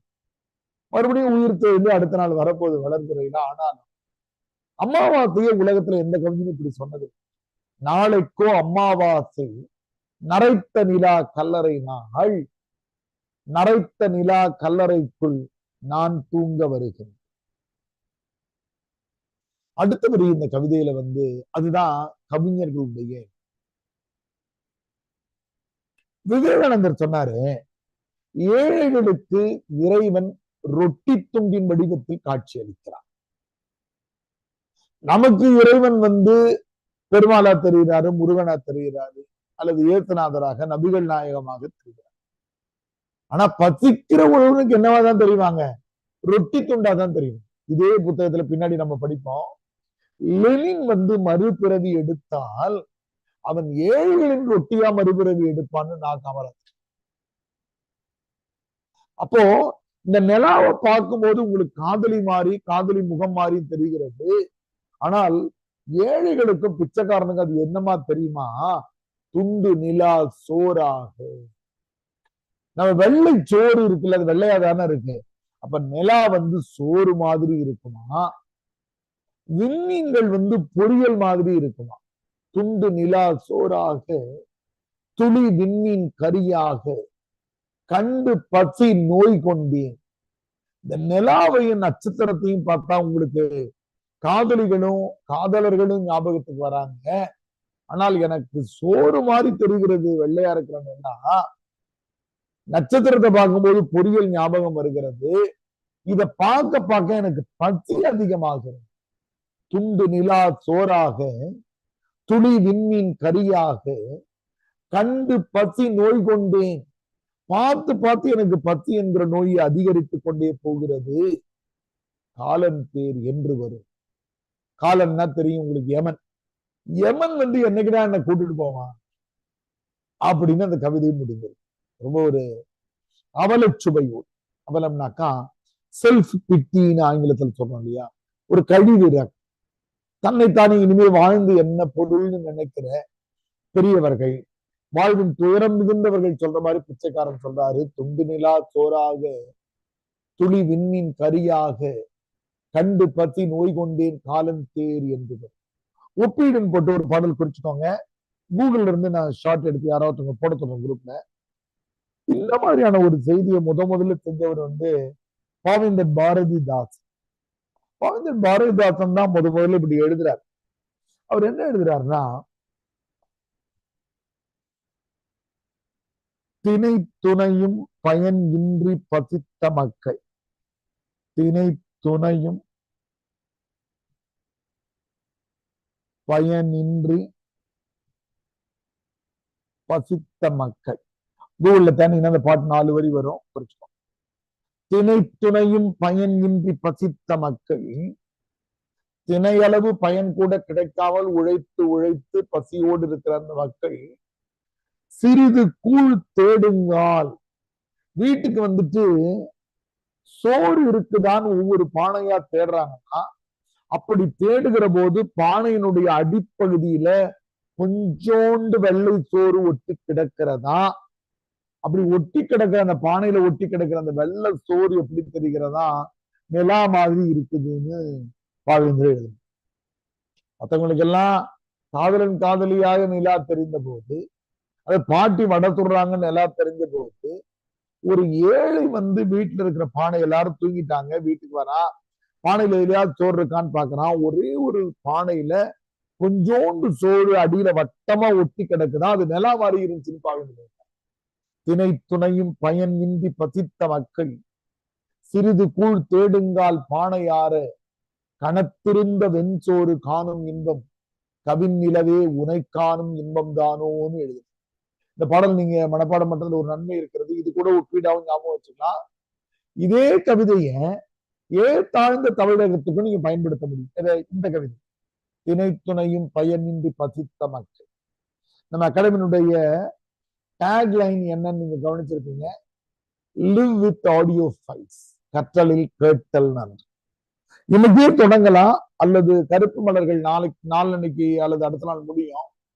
அந்த நேரத்துல இதுல இருக்கிற முக்கிய வரிகளை எல்லாம் உங்க மொபைல்ல ஆடியோ ரெக்கார்டரை ஓபன் பண்ணி, கருப்பு மலர்கள் இதுல நடைப்பிணங்கள் கவிதையில இந்த வரியை படிக்கிறேன், காகித பூக்கள்ல 2 வரிகள் அப்படின்னு படிச்சுட்டே வந்தீங்கன்னாக்கா, மொத்தமா இந்த புத்தகம் முழுதும் இருக்கிற முக்கிய வரிகளை நீங்க பதிவு பண்ணீங்கன்னா 3 இருந்து 4 நிமிடம் வரும், அதுக்கு மேல வராது. ஏன்னா உங்களுக்கு தெரியும், ஜனகன மனதியை பாடுறதுக்கு 52 இருந்து 54 வினாடிகளுக்குள்ளதான் நம்ம பாடணும் அப்படின்றது. அவ்வளவு வார்த்தைகளை பாடுறதுங்க. அதனால நீங்க எல்லாம் படிச்சுட்டே வந்தீங்கன்னாக்கா ஒரு 4 இருந்து 5 நிமிடங்கள் வரும், 2 வரி 4 வரி. இது ஆடியோவை ரெக்கார்ட் பண்ணிக்கோங்க, கருப்பு மலர்கள்னு அந்த ஆடியோ ஃபைலுக்கு பேர் கொடுத்துக்கோங்க. புத்தகம் முடிஞ்ச பிறகு எல்லா வரிகளையும் குறிச்சு வச்சு உங்க குரலை படிச்சுட்டு திரும்ப திரும்ப சினிமா பாட்டு கேட்கிற மாதிரி கேட்டுக்கிட்டே இருங்க, உங்களால சொல்லுவோம். அப்படிதான் நானு, உங்களுக்கு தெரியும் என்னுடைய ப்ரொஃபைல், நான் என்ஜினியரா இருந்து தமிழுக்கு வந்தேன். நான் தொடர்ந்து எங்க வீட்டுல இப்பவும் ஆடியோ ஓடிக்கிட்டே இருக்கும். தமிழறிவணியன் பேசிட்டு இருப்பாரு, நம்முடைய இலங்கை ஜெயராஜ் பேசிட்டு இருப்பாரு, நெல்லை கண்ணன் பேசிட்டு இருப்பாங்க, யாராவது ஒருத்தவங்களுடைய ஆடியோ என்னுடைய டிவிலயோ என்னுடைய மொபைல்லயோ ஓடிக்கிட்டே இருக்கு. அந்த மாதிரி இந்த வரிகளை எல்லாம் நீங்க உங்க குரல்ல பதிவு பண்ணி நீங்க கேட்க ஆரம்பிச்சிட்டீங்கன்னா மாசம் ஆயிடும். அவ்வளவு. அப்ப இதுல உங்களுக்கு பிடிச்ச வரி எதுன்னு சொல்லுங்க. நிலாச்சோர்ல உங்களுக்கு பிடிச்ச வரி ஒளி வாங்கி திறந்துட்டு நீங்களே பேசுங்க.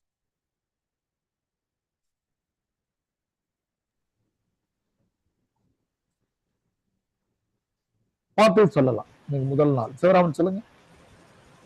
எனக்கு விளையாட்டு பருவங்கள் மாற்றுடை. Very good. பசி எனக்கு விளையாட்டு பருவங்கள் மாற்றுடை. சிவராமன் சொல்லுங்கம்மா. அடுத்து யார் சொல்றீங்க? ஐயா நான் சொல்றேன்.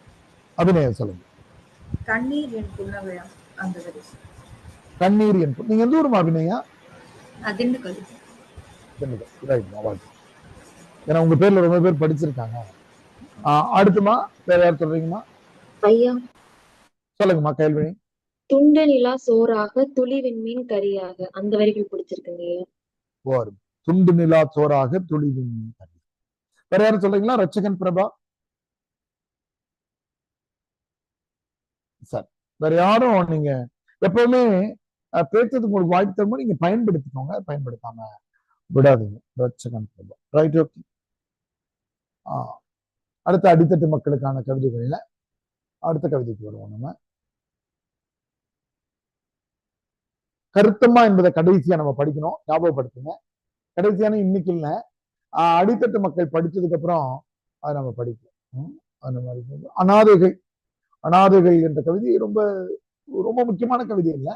ஆனாலும் அனாதை என்பது ஆதரவற்றவர்கள், யாருமே துணைக்கு இல்லாதவர்களை குறித்த ஒரு செய்தியாக அது வருகிறது. அதனால பார்ப்போம். அனாதைகளை உங்கள் பாடகன் பாடுகிறார். இந்த உங்கள் பாடகன் என்ற வார்த்தையாண்டது அதான் முக்கியம். காமராஜன் தன்னை யாருக்கான கவிஞன்னு முன்னிறுத்துகிறார்னா, கடைசியா முன்னுரை மறுபடி படிப்போம்.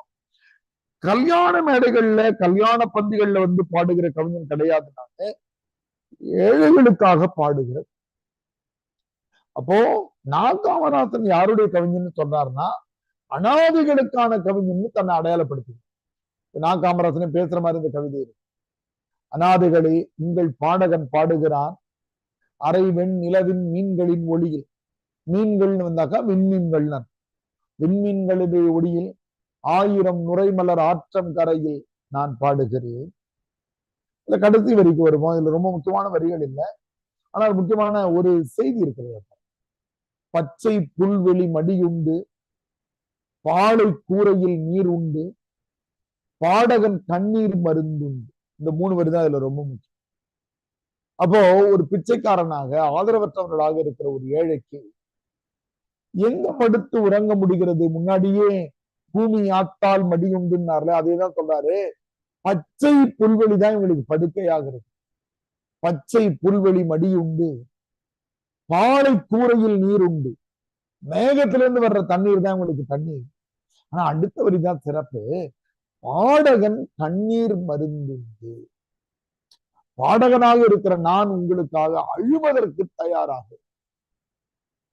ஒரு மனிதனுக்காக இன்னொரு மனிதன் அழுகிற போது அது அவனுடைய துயரத்தை நாம பார்த்திருப்போம். நமக்கு கைலியோ காலிலோ சின்னதா அடிபட்டு இருக்கோம், கட்டு போட்டிருப்போம். நம்மளை பார்க்க வர்ற நம்ம சித்தப்பா பையன் பெரியப்பா பையன் நம்ம நண்பர்கள் அழ ஆரம்பிச்சு.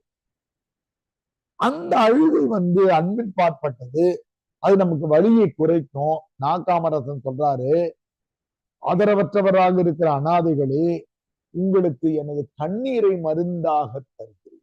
இந்த மருந்து என்பதுதான் உருவகம். கண்ணீர் கண்ணீர் தான். ஆனா உனக்காக நான் அழுகிற போது அந்த கண்ணீர் உன்னுடைய சோகத்தை தீர்க்கிற மருந்தாக மாறும். இந்த பாடகன் கண்ணீர் மருந்துண்டு என்ற வரியை அதுல குறிச்சுக்கோம். அந்த கவிதைக்கு வருவோம். நடைப்பிணங்கள். வழக்கம் போல ஒரு சின்ன குறிப்பை காமராஜர் தந்துடுறாரு. என்ன தர்றாருன்னா, மலைவாழ் பழியர் குலத்தின் சோக வாழ்க்கை பாடு. பழியர்கள் என்பவர்கள் ஷெட்யூல் டிரைப்ஸ் சொல்றோம் இல்லையா, மலைவாழ் பழங்குடி மக்களுடைய ஒரு பிரிவினர் தான் இந்த பழியர் இனத்தை சேர்ந்தவர். நம்ம 2 புத்தகம் தள்ளி படிக்கக்கூடிய முத்துப்பட்டன் கதையில பளிச்சியம்மன் கதைன்னு ஒண்ணு வரும். அந்த பழியருக்கு நேரா அண்டர்லைன் பண்ணி ஒப்பீடுன்னு போட்டு முத்துப்பட்டன் கதையில் வருகிற பளிச்சி அம்மன் கதைன்னு குறிச்சுக்கோம். அதுல பழியர் இனத்தைச் சேர்ந்த ஒரு பெண்ணைத்தான் ஒரு உயர்ந்த வகுப்பு என்று கருதப்படுகிற சாதியைச் சேர்ந்த ஒருத்தவங்க காதலிக்கிறதும் அங்க நடக்கிற ஆணவ கொலைகளையும் முத்துப்பட்டன் கதையோடு ஒப்பீட்டு கதையாக நாவான மாமலை தந்திருப்பார். பழியர்கள் என்பவர்கள் மலைவாழ் பழங்குடி மக்கள். அவங்கள பத்தி என்ன எழுதுறாரு? நடைப்பிணங்கள்னு சொல்றாரு. நடைப்பிணங்கள்னா என்ன? இறந்து போன பிணம் எழுந்து நடந்து போனா நாம யாராவது அதுக்கு மரியாதை தருவோமா? அது ஒரு பொருட்டாவே கண்டு பண்ணும். பணம் போது விடுறான். உலகத்துல வாழுகிற மனிதனுக்குரிய எந்த மரியாதையும் தங்களுக்கு இல்லை என்பதால மலைவாழ் பழங்குடி மக்களை நடைப்பிணங்கள்னு உருவகப்படுத்தியிருக்க. அதனால்தான் நான் சொன்னேன், அடித்தட்டு மக்கள் கவிதைகளை படிக்கும் போதே உருவகங்கள் அது. கோடை மலை சாரல், குளிர் நதியின் சங்கீதம், அலஞ்சி பூ நந்தவனம், அந்த வன முற்றுகைக்குள் ஆசை நிழல் தேக்கு மரம், அங்கே ஓர் தேன்கூடு, தேன்கூட்டு மாளிகைக்கு திருடர் குலம் நாங்கள் ஐயா. அந்த கடைசி 2 வரியை குடிச்சோம். ஒரு இதை காட்டுறாரு. கோடையில மலை சாரல் வீசுகிறது, குளிர் நதி அங்க ஓடிக்கிட்டு இருக்குது, அலஞ்சி பூ என்ற மலையில் பூக்கக்கூடிய ஒரு பூ பூத்து அது நந்தவனம் மாதிரி பார்க் மாதிரி பெருசா இருக்கிறது, அங்க ஆத்து நிழல் தேக்கு மரம் மாதிரி எங்க உடம்பு வாழ்ந்துட்டு இருக்குது. நாங்கள் யார் தெரியுமா? தேன் கூட்டு மாளிகைக்கு திருடர் குலம் நாங்கள் ஐயா. நாம எல்லாரும் தமிழ்ல என்ன படிக்கிறோம்னாக்கா, தேனி தேன் தருகிறதுன்னு சொல்றோம். தேனி எதுவும் வீட்டுக்கு வந்து ஐயா உங்க பாட்டில காட்டுங்க, 6 லிட்டர் தேனை கொடுத்துட்டு போறேன்னு கொடுக்கல. தேன் கூட்டிலிருந்து நாம் திருடுகிறோம். தேனீக்களுக்கு நெருப்பு வச்சுட்டு அதனுடைய உழைப்பை நாம் திருடுகிறோம். அப்படிதான் பசு பால் நமக்கு கொடுப்பதில்லை. கன்று குட்டிக்காக சுரக்கிற பாலை அது 3ல 1 பங்கு குடிச்ச பிறகு 3ல 2 பங்கு நாம கறந்துக்கிறோம், திருடி கொள்கிறோம். பசு பால் கொடுக்கிறதுன்னு எழுதுகிறோம். ஆனால் இங்க நான் காமராசன் சொல்றாரு, நாங்க தேனை திருடுகிற திருடர் குலமையா. அவர் ஏற்றுக்கொள்கிறார். தேன் கூட்டு மாளிகைக்கு திருடர் குலம் நாங்கள் ஐயா. ஒரு பேரா விட்டு படிக்கிறேன். தேனியோ தேன் சுமக்கும், தேன் கூட்டை கிளை சுமக்கும், தேன் கூட்டு கிளை மரத்தை தென்னர் மலை சுமக்கும், தென்னர் மலை முகத்தை தெருவாக்கும். இது ஒரு ஷார்ட் பிலிம்ல கேமரா வைக்கிற மாதிரி. முதல்ல என்ன பண்றாரு? தேனி போகுதான், அது தேனை சுமக்குதான். அப்புறம் இன்னும் கொஞ்சம் வைட் ஆங்கிள் கேமரா வெளியில எடுத்தோம்னா அந்த கிளை தெரியுது. தேனியோ தேன் சுமக்கிறத முதல்ல பார்த்தோம். அடுத்து தேன் கூட்டை கிளை சுமக்கிறது. இந்த கிளைய தேன் கூட்டு கிளை மரத்தை இப்ப அடுத்து பார்த்தாக்கா நமக்கு மரம் தெரிகிறது. மரம் தெரியுது. இந்த மரம் எங்க இருக்கு? இன்னும் வைட் ஆங்கிள் வந்தோம்னாக்கா தென்னர் மலை தெரிகிறது. இந்த மரம் எங்க இருக்குன்னா மலையில ஓரமாக இருக்கு. அப்படியே கொஞ்சம் கொஞ்சமா ஜூம் அவுட் பண்றதுன்றாங்கல்ல, ஒரு வைட் ஆங்கிள் எடுத்துட்டு வர்றாரு. தேனியோ, இதுக்கு பேரு படிமம்னு பேரு. இந்த மாதிரி ஒரு காட்சியை ஒரு கவிஞன் நம்ம கிட்ட மனதுல ஓவியம் மாதிரி பதிய வச்சா அதுக்கு பேரு படிமம்னு பேரு. பிராக்கெட்ல அதுக்கு பேரு உருக்காட்சி அல்லது படிமம், ஓவியம்னு பேரு. உருக்காட்சி என்ற வார்த்தையும் ஒரு கவிதையை படிக்கும் போதே, ஒரு கட்டுரையை படிக்கும் போதே அந்த காட்சி நம்ம கண் முன்னாடி வந்துச்சுன்னா அது பேரு உருக்காட்சி. படிமம்னு உத்தி. சின்ன குழந்தைகள் எல்லாம் கதை சொன்னோம்னாக்கா அவங்க அப்படிதான் பார்ப்பாங்க. ஒரு பாட்டி இருந்தாங்களா அப்படின்னா அது அவங்களுக்கு தெரிஞ்ச பாட்டியை உட்கார வச்சு, அவங்க அடுப்புல வடை சுட்டாங்களான்னா வாயை திறந்துட்டு அது கேட்கும். ஏன்னா வானல் வடை எல்லாம் கண்ணுக்கு தெரிய ஆரம்பிச்சு. இப்போ பொன்னியின் செல்வனை படிச்சீங்கன்னா உங்களுக்கு வந்தியத்தேவன் கூடயே அந்த வீராணம் ஏரிக்கரையில போற மாதிரியான ஒரு எண்ணம். அந்த உத்திகளுக்கு பேரு படிமம்னு பேரு. அப்படி நான் காமராசன் இந்த மலையை காட்சியை காட்டுறாரு, தேனியை காட்டுறாரு. அது தேன் தூக்கிட்டு போகுது. அப்புறம் அந்த கிளை தெரியுது. கிளைக்கு அப்புறம் அந்த மரம் தெரிகிறது. இன்னும் வைடு போட்டோம்னா மரம் மலையே தெரிகிறது. அந்த மலையில கவர்மெண்ட் எதுவும் வந்து ரோடு போடாது. நடந்து நடந்து இவங்கதான் தெருவாக்குறாங்க. தேனியோ தேன் சுமக்கும், தேன் கூட்டை கிளை சுமக்கும், தேன் கூட்டு கிளை மரத்தை தென்னர் மலை சுமக்கும், தென்னர் மலை முகத்தை தெருவாக்கும் குலம் நாங்கள். இந்த மலையில ஒற்றையடி பாதையை உருவாக்குறது யாருன்னா நாங்க தான் நடந்து நடந்து உருவாக்குறோம். மறுபடியும் ஒரு பேரை விட்டு படிக்கிறேன். தொட்டிலே கிளிப்பிள்ளை. அந்த பேரை நீங்களும் விட்டுட்டு படிக்கணும்ன்றது கிடையாது, நீங்க படிக்கலாம். தொட்டிலே கிளிப்பிள்ளை, தோல் மீது மயில் மனைவி, தோல் அணைந்த மனைவிக்கோ தொகை தொகையாய் நோய் நொடிகள். மலைவாழ் பழங்குடி மக்களுடைய வாழ்க்கை எப்படி இருக்கிறதுன்னு சொல்றாரு. தொட்டில பிள்ளை இருக்கிறதா, தோல் மீது கணவனுடைய தோல் மீது மனைவி சாய்ந்திருக்கிறாளா, ஆனால் அந்த மனைவிக்கு எண்ணிக்கையில் அடங்காத நோய்கள். தொட்டிலே கிளிப்பிள்ளை, தோல் மீது மயில் மனைவி, தோல் அணைந்த மனைவிக்கோ தொகை தொகையாய் நோய் நொடி. வானில் நில உண்டு வயிற்றுக்கு சோறுண்டா. போன கவிதை கூட ஒப்பிட்டுக்கலாம். அல்லது முன்னாடி நான் சொன்ன மாதிரி நிலா எங்கெங்க வருது அப்படின்னு குறிச்சிடுவாங்கன்னு சொன்னேன் இல்லையா, அதுல இதை குறிச்சிடலாம். வானில் நில உண்டு வயிற்றுக்கு சோறுண்டா. இப்ப இந்த 8 வரிகள் தான் நமக்கு மனப்பாடம். 8 வரையும் மனப்பாடம் பண்ணலாம், அது 4 வரிகளை மனப்பாடம் பண்ணா கூட போதும். நடையில் ஒரு தவ வேகம், நயனத்தில் புத்த நிழல், குடிசைகளில் துறவு நெறி, குலமெல்லாம் சோகம். இவங்க நடந்து போகும்போது எப்படி போகிறாங்கன்னா, நடையில் ஒரு தவ வேகம். தவ வேகம்னா என்னன்னாக்கா, தவம் செய்யற முனிவன் அவனுடைய ஸ்டெப்ஸ் ஆர் மெஷர்டுன்ற மாதிரி ஒரு குறிப்பிட்ட வேகத்துல அவசரமா போய் எதுவும் சாதிக்க போறது இல்லை. காசு இல்லை, பணம் இல்லை, கொண்டாட வாழ்க்கை இல்லை, தவம் வாழற வாழ்க்கை மாதிரி வாழறான். நடையில் ஒரு தவ வேகம். நயனத்தில் புத்த நிழல் அப்படின்னா, நயனம்னா கண். நயனதாரா என்றால் கண்ணு நட்சத்திரம் மாதிரி இருக்கிறவங்க. அதான் பேர் நயன் தாரான்னு அவங்க அப்பா அம்மா பேர் வச்சிருக்காங்க. நயனம்னாக்கா, புத்த நிழல்னா என்னன்னாக்கா, புத்தருடைய எந்த சிலைகளை நீங்க பார்த்தாலும் அவர் பாதி கண்ணு மூடின மாதிரி இருப்பார்.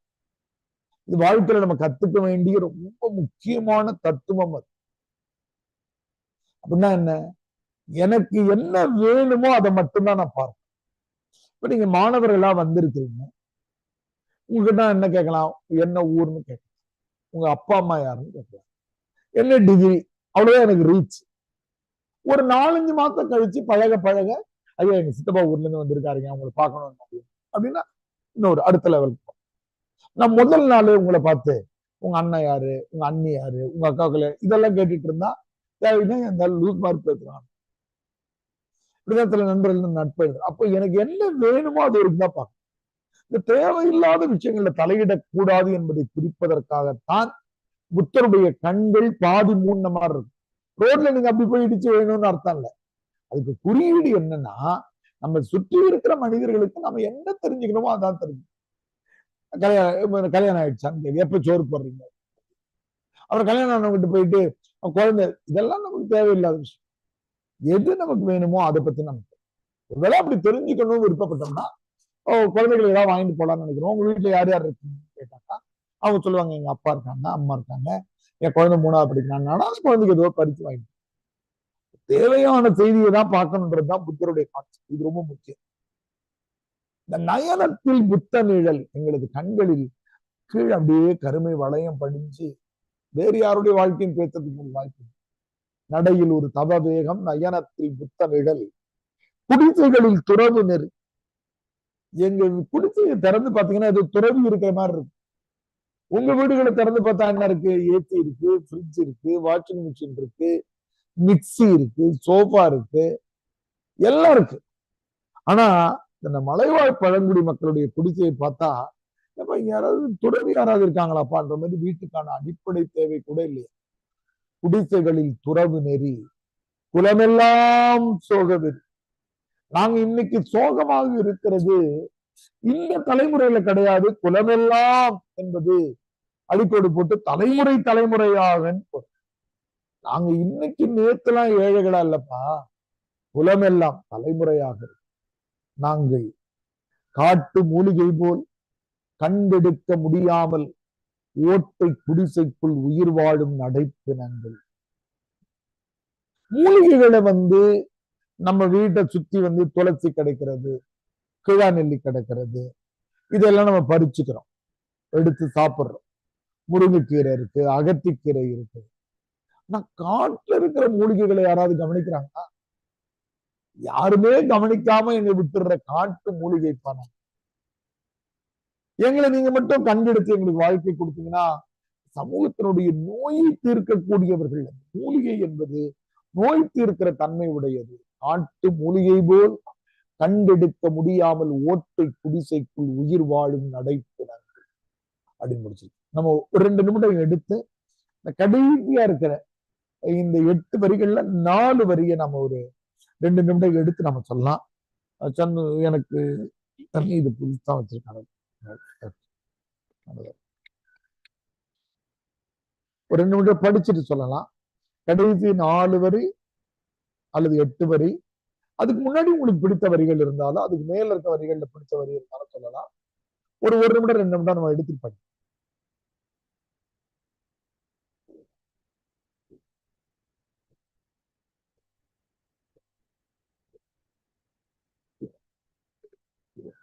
வேற யாருக்கும் தெரியும்னா சொல்லனாலும் சொல்லலாம். முடிஞ்ச அளவு பார்க்காம சொல்லலாம். முதல் நாள் என்பதால பார்த்து சொன்னாலும் ஒன்றும் தவறு.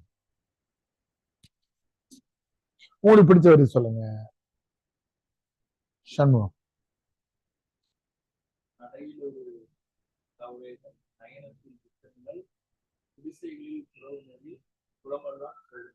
சோகவெறி.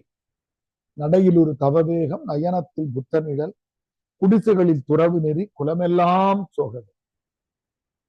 பரவாயில்ல சொல்லுங்க. அபிநயா, கயல்விழி, சிவராமன் பார்த்து கூட சொல்லலாம். சொல்லுங்க. வகுப்பு முடிஞ்ச பிறகு மனப்பாடம் பண்ணிடுங்க. வைக்கவா? அதுக்கு மேல பிடிச்ச வரிகள் இருந்தாலும் சொல்லலாம். என்னுடைய பிடிஎஃப் இருக்கு, நான் குரூப் போடுறேன். சொல்லுமா, கேள்வி சொல்லுங்க. தென்னர் மலைமுகட்டை தெருவாக்கும் குளம் நாங்கள், அது எனக்கு பிடிச்ச வரிகள் ஐயா. தென்னர் மலை ஒரு தெருவாக்கும் குளம். இல்லம்மா, மலை முகடு, மலையினுடைய உச்சி இருக்கு இல்லையா, தெரு உருவாக்குறத கவர்மெண்ட் செய்யும். 8 பிளாக் 8th ஸ்ட்ரீட்னா இங்க தார் ரோடு போட்டிருக்கோம், சிமெண்ட் ரோடு போட்டிருக்கோம், மேடு பல்ல இருக்கிறத அளந்து விட்டு பிளாட் எல்லாம் போடுறோம். ஆனா இவங்க நடந்து நடந்து நடந்து ஒற்றையடி பாதையாகவோ இந்த வண்டி ஓட்டி இவங்கதான் தெருவா மாத்துறாங்க. இவங்க பாதைகள் தான் தெருவா மாத்து. தெருவாக்கும் குளம் தான் பல தலைமுறையா நடந்து நடந்து. Very good. அப்புறமா சிவராமன்.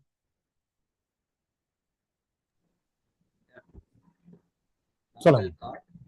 நாங்கள் காட்டு மூலிகை போல் கண்டெடுக்க முடியாமல் ஓட்டை குடிசைகளில் உயிர் வாழும் நடைப்பினர்கள். காட்டு மூலிகை போல் கண்டெடுக்க முடியாமல். வெரி குட்மா. அபிநயா. ஐயா, அவர் சொன்னதான் எனக்கும். காட்டு மூலிகை போல் கண்டெடுக்க முடியாமல் ஓட்டை குடிசைகளில் உயிர் வாழும் நடைப்பினர்கள். நல்லது. ஒருத்தவங்க சொன்னது இன்னொருத்தவங்க சொல்லலாம், அது ஒன்றும் தப்பு. அந்த வரிகள் உங்களுக்கு பிடிச்சிருக்கா? வேற யாராவது சொல்றீங்களாமா? நம்ம அடுத்த கவிதைக்கு வருவோம். அடுத்த கவிதை ரொம்ப முக்கியம். ஒருவேளை ரொம்ப ஆர்வமா இருக்கிறவங்க ஒரு விடை எழுதுறதுக்கான ஒரு கேள்வியா கூட இது அமைஞ்சது.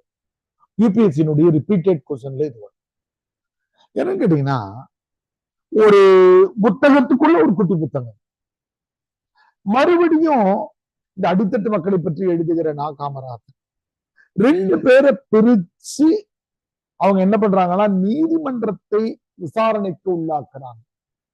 யாரு யாருன்னு கேட்டீங்கன்னா, பிச்சைக்காரி, குடிகாரன் 2 பேர். என்ன காரணம் அப்படின்னா, அந்த 65 70கள்ல அதிகமா கைது செய்யப்பட்டவங்க இவங்க. யாராவது பிச்சை எடுக்கிறாங்க ரோட்லன்னா அவங்களை கைது பண்ணுவாங்கன்னா, அப்பதான் தொழில் புரட்சி உருவாகி ஜவஹர்லால் நேருடைய ஆட்சி நிறைவுக்கு வர்றது, தொழில் புரட்சி, இப்பதான் வேலை வாய்ப்பு வருகிறது, கல்வி வளர்கிறது. இந்த சூழ்நிலையில வாழ்மானம் அமையாத பலரும் பிச்சை எடுப்பாங்க. இந்த பிச்சைக்காரர்களை கைது பண்ணி கொண்டு போயிட்டு 15 நாள் 20 நாள் உள்ள வச்சுட்டு வெளியில அனுப்பிடுவாங்க. இப்ப இருக்கிற மாதிரி ரீஹாபிலிட்டேஷன் கிடையாது. அவங்களுக்கு உள்ள ஏதாவது தொழிலை கற்றுக் கொடுத்து அனுப்புறதோ, இல்ல அவங்களுக்கு ஏதாவது கடன் கொடுத்து கடை வைக்க, அப்படிலாம் அந்த அளவுக்கு நம்ம அப்போ வளர்றோம். பிச்சைக்காரிகளை அதிகமா கைது பண்ணாங்க, பிச்சைக்காரர்களை. ரெண்டாவது குடிகாரர்கள். குடிகாரர்கள் இப்பவும் வாய ஊழல் சொல்லி கைது பண்றாங்க கவர்மெண்டே வித்துக்கிட்டு. ஆனா அந்த காலத்துல நான் காமராசனே ஒரு குடிகாரன் தான். அவரே பெரிய குடிகாரன், எழுதுவாரு கவிதை. அவருக்கு என்ன வருத்தம்னா, பணக்காரர்களுக்கு லைசன்ஸ் கொடுத்தான் அந்த காலத்துல. எப்படி 2 வீலருக்குலாம் லைசன்ஸ் இருக்குதோ அந்த மாதிரி தண்ணி அடிக்கிறதுக்கு பணக்காரர்களுக்கு பெர்மிட் என்ற பேர்ல லைசன்ஸ் கொடுத்தாங்க. இது ரெண்டுத்து மேலேயும் விமர்சனம் வச்சு இவங்க 2 பேரையும் கைது செய்கிற போது அவர்கள் நீதிபதிகளை பார்த்து கோபமா கேட்கிற மாதிரி எழுதியிருக்கிறாரு. யூபிஎஸ்சி கருப்பு மலர்கள்ல ரிப்பீட்டடா கேட்ட கேள்வி இது. நீதிமன்றத்தை கேள்விக்கு உள்ளாக்குகிற இவர்களை பற்றிய செய்திகளை சொல்லவும். வணக்கம்மா. வணக்கம்.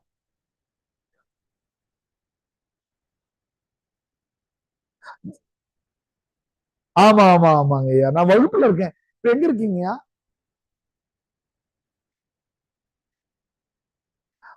ஐயா நான் ஒரு 9:15 உங்களுக்கு கூப்பிடுறேங்க. ஒரு இணைய வழி வகுப்புல இருக்கேன், நான் கூப்பிடுறேங்க. இல்ல அதெல்லாம் ஒண்ணு இல்ல.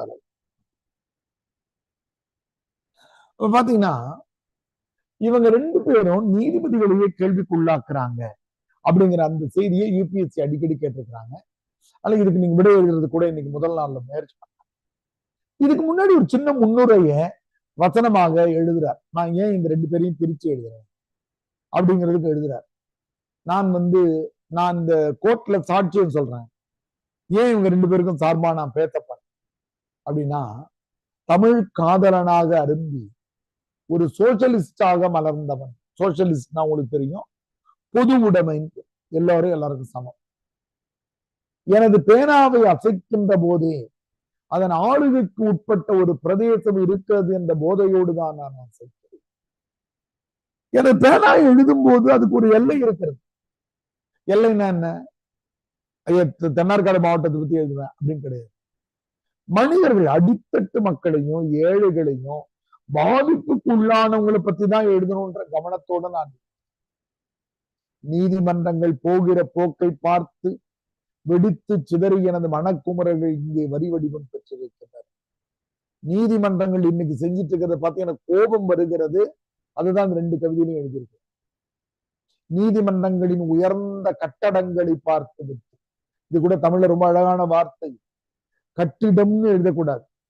கட்டிடம்னாக்கா பிளாட்னு பேரு, கட்டுகிற இடம். கட்டிடம்னா காலி மனை, பிளாட். ஏன்னா இதுல இடம் இருக்கு பாருங்க, கட்டு கூட்டல் இடம். பில்டிங்க கட்டடம்னு சொல்லணும். அடம்னா பில்டிங் ஸ்ட்ரக்சர். ஏன்னா அது அடம்னா உறுதின்னு அர்த்தம். உள்ள அடம் பிடிக்கிறான்னு சொல்லணும். அழகா பயன்படுத்திருக்காரு பாருங்க, கட்டடங்கள். தமிழ்ல நம்ம ரொம்ப பேர் பண்ற தப்பு அது, கட்டிடங்கள்னு எழுதுறது. கட்டிடம்னா பிளாட்னு அர்த்தம், கட்டடம்னா அழகா எழுதிக்கா பாருங்க. நீதிமன்றங்களின் உயர்ந்த கட்டடங்களை பார்த்து விட்டு தெருவோரத்து பிச்சைக்காரிகளையும் அனாதைகளையும் வாழ துடித்து சில மாஜிக் கைதிகளையும் சந்தித்த போது எனது கண்ணீரின் வெப்பநிலை அதிகரித்திருக்கிறது. நீதிமன்றம் இந்தோ சாரசானிக் பில்டிங் மாதிரி பயங்கர உயரமா கட்டியிருக்கான். ஆனா நீதிமன்றம் என்னடா பண்ணுச்சுன்னு பார்த்தா, பிச்சைக்காரர்களை தண்டிக்குது, குடிகாரர்களை தண்டிக்குது. ஒரு திருடன் திருந்தி வாழலாம்னு நினைச்சா அதை மாஜிக் கைதின்றார். மேஜிக்னு நினைச்சிடக்கூடாது. மாஜினா முன்னாள்னா, அந்த காலத்துல பயன்படுத்தப்பட்ட மாஜி அமைச்சர் அப்படின்னாக்கா முன்னாள் அமைச்சர். முன்னாள் கைதிகளை எல்லாம் வாழ விட மாட்டேங்குது. அதுக்கு என்ன பண்ணுது? பாராளுமன்றமும் சட்டமன்றமும் இந்த பிச்சைக்காரருடைய மறுவாழ்வு சட்டம்னு ஒண்ணு எடுத்துட்டு வராங்க. ஆனா நீதிமன்றம் அதுக்கெல்லாம் இங்க ஃபண்ட் இல்லை, அதெல்லாம் செய்யக்கூடாது. அதை பார்த்தோன்னே எனக்கு கண்ணீரினுடைய வெப்பம் மட்டும் கிடையாது, எனது ரத்த ஓட்டத்தின் வெப்பநிலை அதிகரிக்கிறது. ஒரு மகத்தான தேசத்தின் சமூக ரீதியான மேடு பள்ளங்கள் தகர்க்கப்பட்டு சோசியலிச பூக்கள் மலர வேண்டும் என்பதற்காக எடுக்கப்பட்ட சட்ட ரீதியான அரசியல் முடிவுகளை இந்த நீதிமன்றங்கள் நிராகரித்த போது எனது ரத்த ஓட்டத்தின் வெப்பநிலை அதிகரித்திருக்கிறது. மேலே எனது கண்ணீரின் வெப்பநிலை என்றார். கண்ணீரின் வெப்பநிலை என்பது இயலாமை, ரத்த ஓட்டத்தின் வெப்பநிலை என்பது போராட்டம். முதல்ல ஏழைகள் அழறாங்கன்னு அவங்களுக்காக அழுகிற போது எனது கண்ணீரின் வெப்பநிலை அதிகரிக்கிறது. என் கவிக்கோவின் நீதிமன்றத்தில் எனது சோசியலிச தேசத்தின் சமூக ரீதியான மேடு பள்ளங்கள். அப்படின்னா இவன் பணக்காரன், இவன் ஏழை, இவன் ஏழை, இவன் ஏழை, இது எல்லாரையும் எடுத்து ஒரே சமமா பண்ணணுன்றதுதான் சோசியலிசம். சமூக ரீதியான மேடு பள்ளங்கள் வேணாம், கோபம் வந்திருக்கிறது. அதனாலதான் நீதிமன்றத்தையே நான் கூட்டினேன். பிச்சைக்காரியினுடைய நேரடி கூற்று, இது பிச்சைக்காரியை பேசுற மாதிரி இருக்கிறது. நீதிமன்றத்துல ஏறி பேசுறாங்க. இரவு கூட விடியலில் மன்னிக்கப்படுகிறது, இன்னும் நாங்கள் மன்னிக்கப்படவில்லை. இரவு கூட தவறு செய்து விட்ட இரவுன்னு நினைச்சு தரப்படுகிறது. காலை எழுந்தோடனே மன்னிச்சிருது. சூரியன் மறுபடியும் வெளிச்சத்தை கொடுக்குது. கால் நடைகள் கட்டுத்தறிகளை நோக்கி போவதை போல நாங்கள் சிறைச்சாலைகளை நோக்கி போய் கொண்டிருக்கிறோம். ஆடு மாடுகளை மேய்க்கிற கிராமத்து மக்கள் டவுன்லயே கூட நம்ம வேடிக்கையா பார்ப்போம். மாடு சுத்திக்கிட்டே இருக்கு, எப்படி திரும்பி அவங்க வீட்டுக்கு கரெக்டா போகும், அது கரெக்டா போயிட்டு. இந்த மாடுகள்லாம் கட்டுத்தறிகளை நோக்கி அப்படியே மந்தையா போற மாதிரி இந்த பிச்சைக்காரர்களை கவர்மெண்ட் அவ்வளோ கூட்டமா கைது பண்ணுது. அதைதான் அவர் எழுதுறாரு, மந்தையா கால் நடைகள் கட்டுத்தறிகளை நோக்கி போவதை போல நாங்கள் சிறைச்சாலைகளை நோக்கி இந்த போல என்பது ஓமை. உங்களுக்கு எனக்கு இந்த உலகில் பெறுவதற்கு என்ன இருக்கிறது? கை விலங்குகளை தரும். உலகத்துல எங்களுக்கு என்னையா இருக்குது? கை விலங்கு தானே, கொடுத்தாதானே தருவேன், கொடுத்துட்டு போய். உனது விசாரணையை கூண்டுகளில் தொடங்கும் போது தீர்ப்பு சிறைச்சாலைகளில் முடிவதில் வியப்பொன்றுள்ளது. அழகான ஒரு குறியீடு. நான் சுமாராதான் படம் வரைவேன். இந்த விசாரணை கோர்ட்ல இங்க ஜட்ஜி இங்க உட்கார்ந்துருக்கிறாருன்னா இந்த கூண்டுல ஏறி நாம நிற்போம். பார்த்திருக்கீங்களா? இதுல மனுஷன் நிக்கிறான்னா இப்படி நின்றுட்டு இருப்போம். அப்போ இவனை பாதி அரெஸ்ட் பண்ணிட்டாங்களாம். அதைதான் அவர் சொல்றாரு, விசாரணையே கூண்டுகளில் தொடங்குகிற போது உனது தீர்ப்பு நீ சிறைச்சாலையில் முடிவதில் என்ன வியப்பு இருக்கிறதுனா, இந்த விசாரணை கூண்டு பாதி சிறை மாறுறது, இடுப்பு வரைக்கும் கைது பண்ணிடுது. அப்போ உன்னுடைய முன்முடிவு ப்ரீஜுடிஸ் என்னன்னு கேட்டீங்கன்னா என்ன கைது பண்றதுதான். அப்போ உனது விசாரணையை கூண்டுகளில் தொடங்கும் போது தீர்ப்பு சிறைச்சாலைகளில் முடிவதில் வியப்பது. உன்னை நீதி தேவனின் ஆலயம் என்று நம்பினேன், ஆனால் நீதி தேவனுக்கு வெறும் தபால் நிலையம் தான். திட்டாரு கோர்ட்ல. ஏன் இங்க டிஸ்ட்ரிக்ட் கோர்ட்ல விட்டாக்கா தீர்ப்பு கிடைச்சுன்னு விட்டுற முடியாது. நேரம் என்ன பண்றான், அடுத்து ஹைகோர்ட்டுக்கு வரான். அங்க விட்டா சுப்ரீம் கோர்ட்டுக்கு போறான். ஹைகோர்ட்லயே மறுபடியும் பெஞ்ச் இருக்கு, சுப்ரீம் கோர்ட்ல மறுபடியும் பெஞ்ச் இருக்கு. இப்படி மேல மேல மேல தபால் போடுற ஆபீஸ் மாதிரி தாண்டா இருக்கு அப்படின்னு சொல்றாரு. முகவரியை மட்டும் பெற்றுவிட்டால் வெற்றுத்தாள்கள் கூட உனது அனுமதியோடு நீதி தேவனை சந்தித்து விட முடிகிறது. இதோ நான் ஒரு பிச்சைக்கார். அடுத்த 4 வரி மனப்பாடம். தர்மத்தால் எனது பிச்சை பாத்திரம் நிறையும் முன்னால் கைதிகளால் உனது சிறைச்சாலை நிரம்பி வழிகிறது. அந்த காலத்துல கையில அலுமினிய பாத்திரத்தை வச்சுக்கிட்டு நம்ம 2 பைசா 5 பைசா காத்த போட்டோம்னா அட்டா போட்டு தட்டிக்கிட்டே பாட்டு பாடிட்டு இருப்பாங்க. அதுல காத்து நிறைஞ்சிருச்சுன்னா வீட்டுக்கு கிளம்பி போயிடுவாங்க. இப்பெல்லாம் பிச்சைக்காரங்க பிச்சாலித்தனமா இருக்கிறாங்க. கொஞ்சம் காத்து வந்துச்சுன்னா ஒரு 4 காத்தை மட்டும் விட்டுட்டு எடுத்து உள்ள வச்சுக்குவாங்க. இப்பெல்லாம் காத்து கிடையாது, எல்லாம் ரூபா நோட்டா மாறிடுச்சு. இன்னும் கொஞ்ச நாள் கழிச்சு எல்லாருமே ஜிபே தான் வச்சிருக்க போறாங்க. ஜிபே வச்சிருந்தாதான் பிச்சையே போட முடியும். இப்ப நம்ம எங்கேயுமே காத்தையே வச்சிருக்கிறது. ஒரு ஹோட்டலுக்கு போயிட்டு காரை நிறுத்திட்டு வெளில வரோம், செக்யூரிட்டிக்கும் அவங்களுக்கும் இவங்களுக்கும் ஒரு 5 ரூபா 10 ரூபா தரலாம் பார்த்தா நம்ம கிட்ட காசே இருக்கிறது இல்லை. எல்லாம் மணி ஆயிடுச்சு. அப்போ தர்மத்தால் எனது பிச்சை பாத்திரம் நிறையும் முன்னால் கைதிகளால் உனது சிறைச்சாலை நிரம்பிவிடும். என்னடா கொடுமை இது!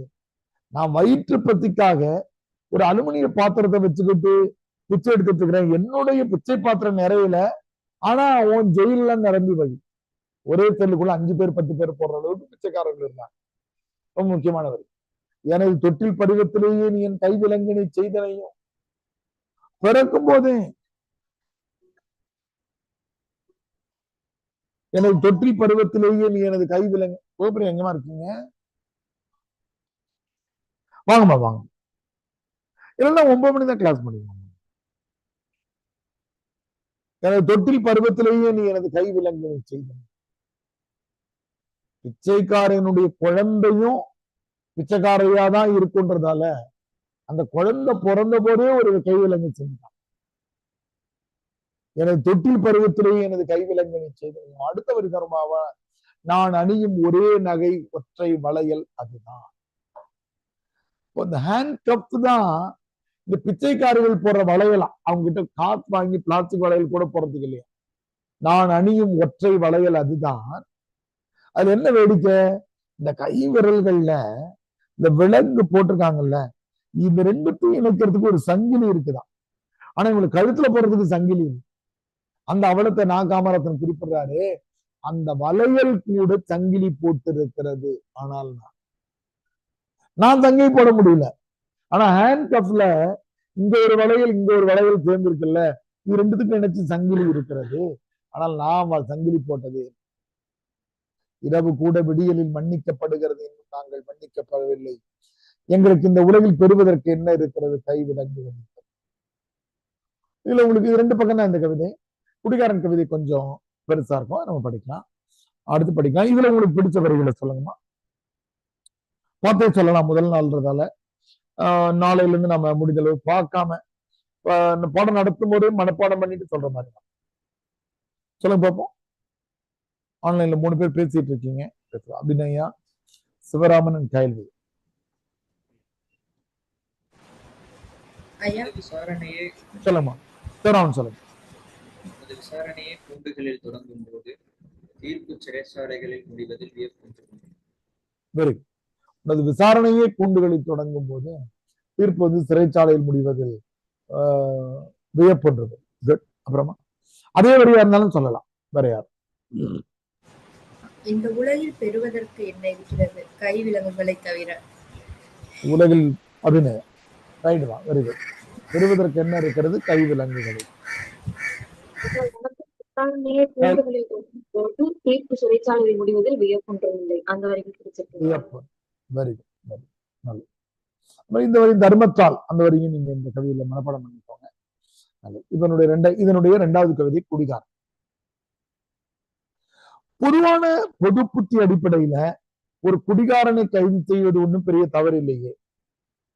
பிச்சைக்காரர்களை கைது செய்வதிலேயாவது தவறு இருக்கிறது. பாவம், அவங்களுக்கு ஒரு ரீஹாபிலிட்டேஷன், மறுவாழ்க்கை அமைச்சு தரலாம்.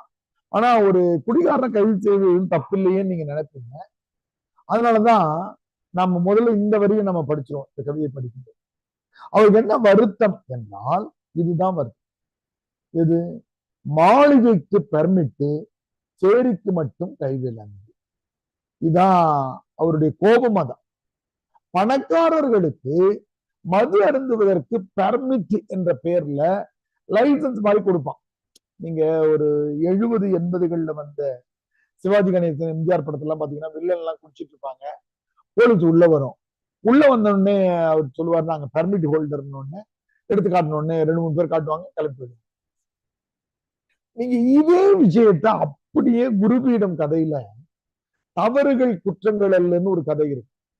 இந்த பெர்மிட் என்பதை குறிச்சிட்டு ஒப்பீடுன்னு போட்டு குருபீடத்தினுடைய தவறுகள் குற்றங்கள் அல்ல என்ற கதையில தெரேசான்னு ஒரு ஆங்கிலோ இந்தியன் வருவாங்க. அவங்க சொல்லுவாங்க, ஒரு பர்த்டே பார்ட்டிக்கு அவரை கூப்பிடுவாங்க, நாகராஜன். உங்க will it be a cocktail party அப்படின்னு அவர் கேட்பாரு. ஆமா, எங்க அப்பாவும் அம்மாவும் பெர்மிட் ஹோல்டர்கள்னு சொல்லி. இது ரெண்டுமே 70-71 வந்த புத்தகங்கள் தான். இது நம்முடைய கருப்பு மலர்களும் சரி, குருபீடம் அதுவும் 65-68 வந்தது. Permit holders. இதுதான் நான் காமராசனுக்கு பெரிய கோபம். தண்ணி அடிக்கிறதுல போயிட்டு என்னடா ஏழை பணம், அவனுக்கு மட்டும் காத்து இருக்கிறவன் பெர்மிட் வாங்கி வச்சுக்கிறான், என்னால வாங்க. இதான் அவர் கோபம்.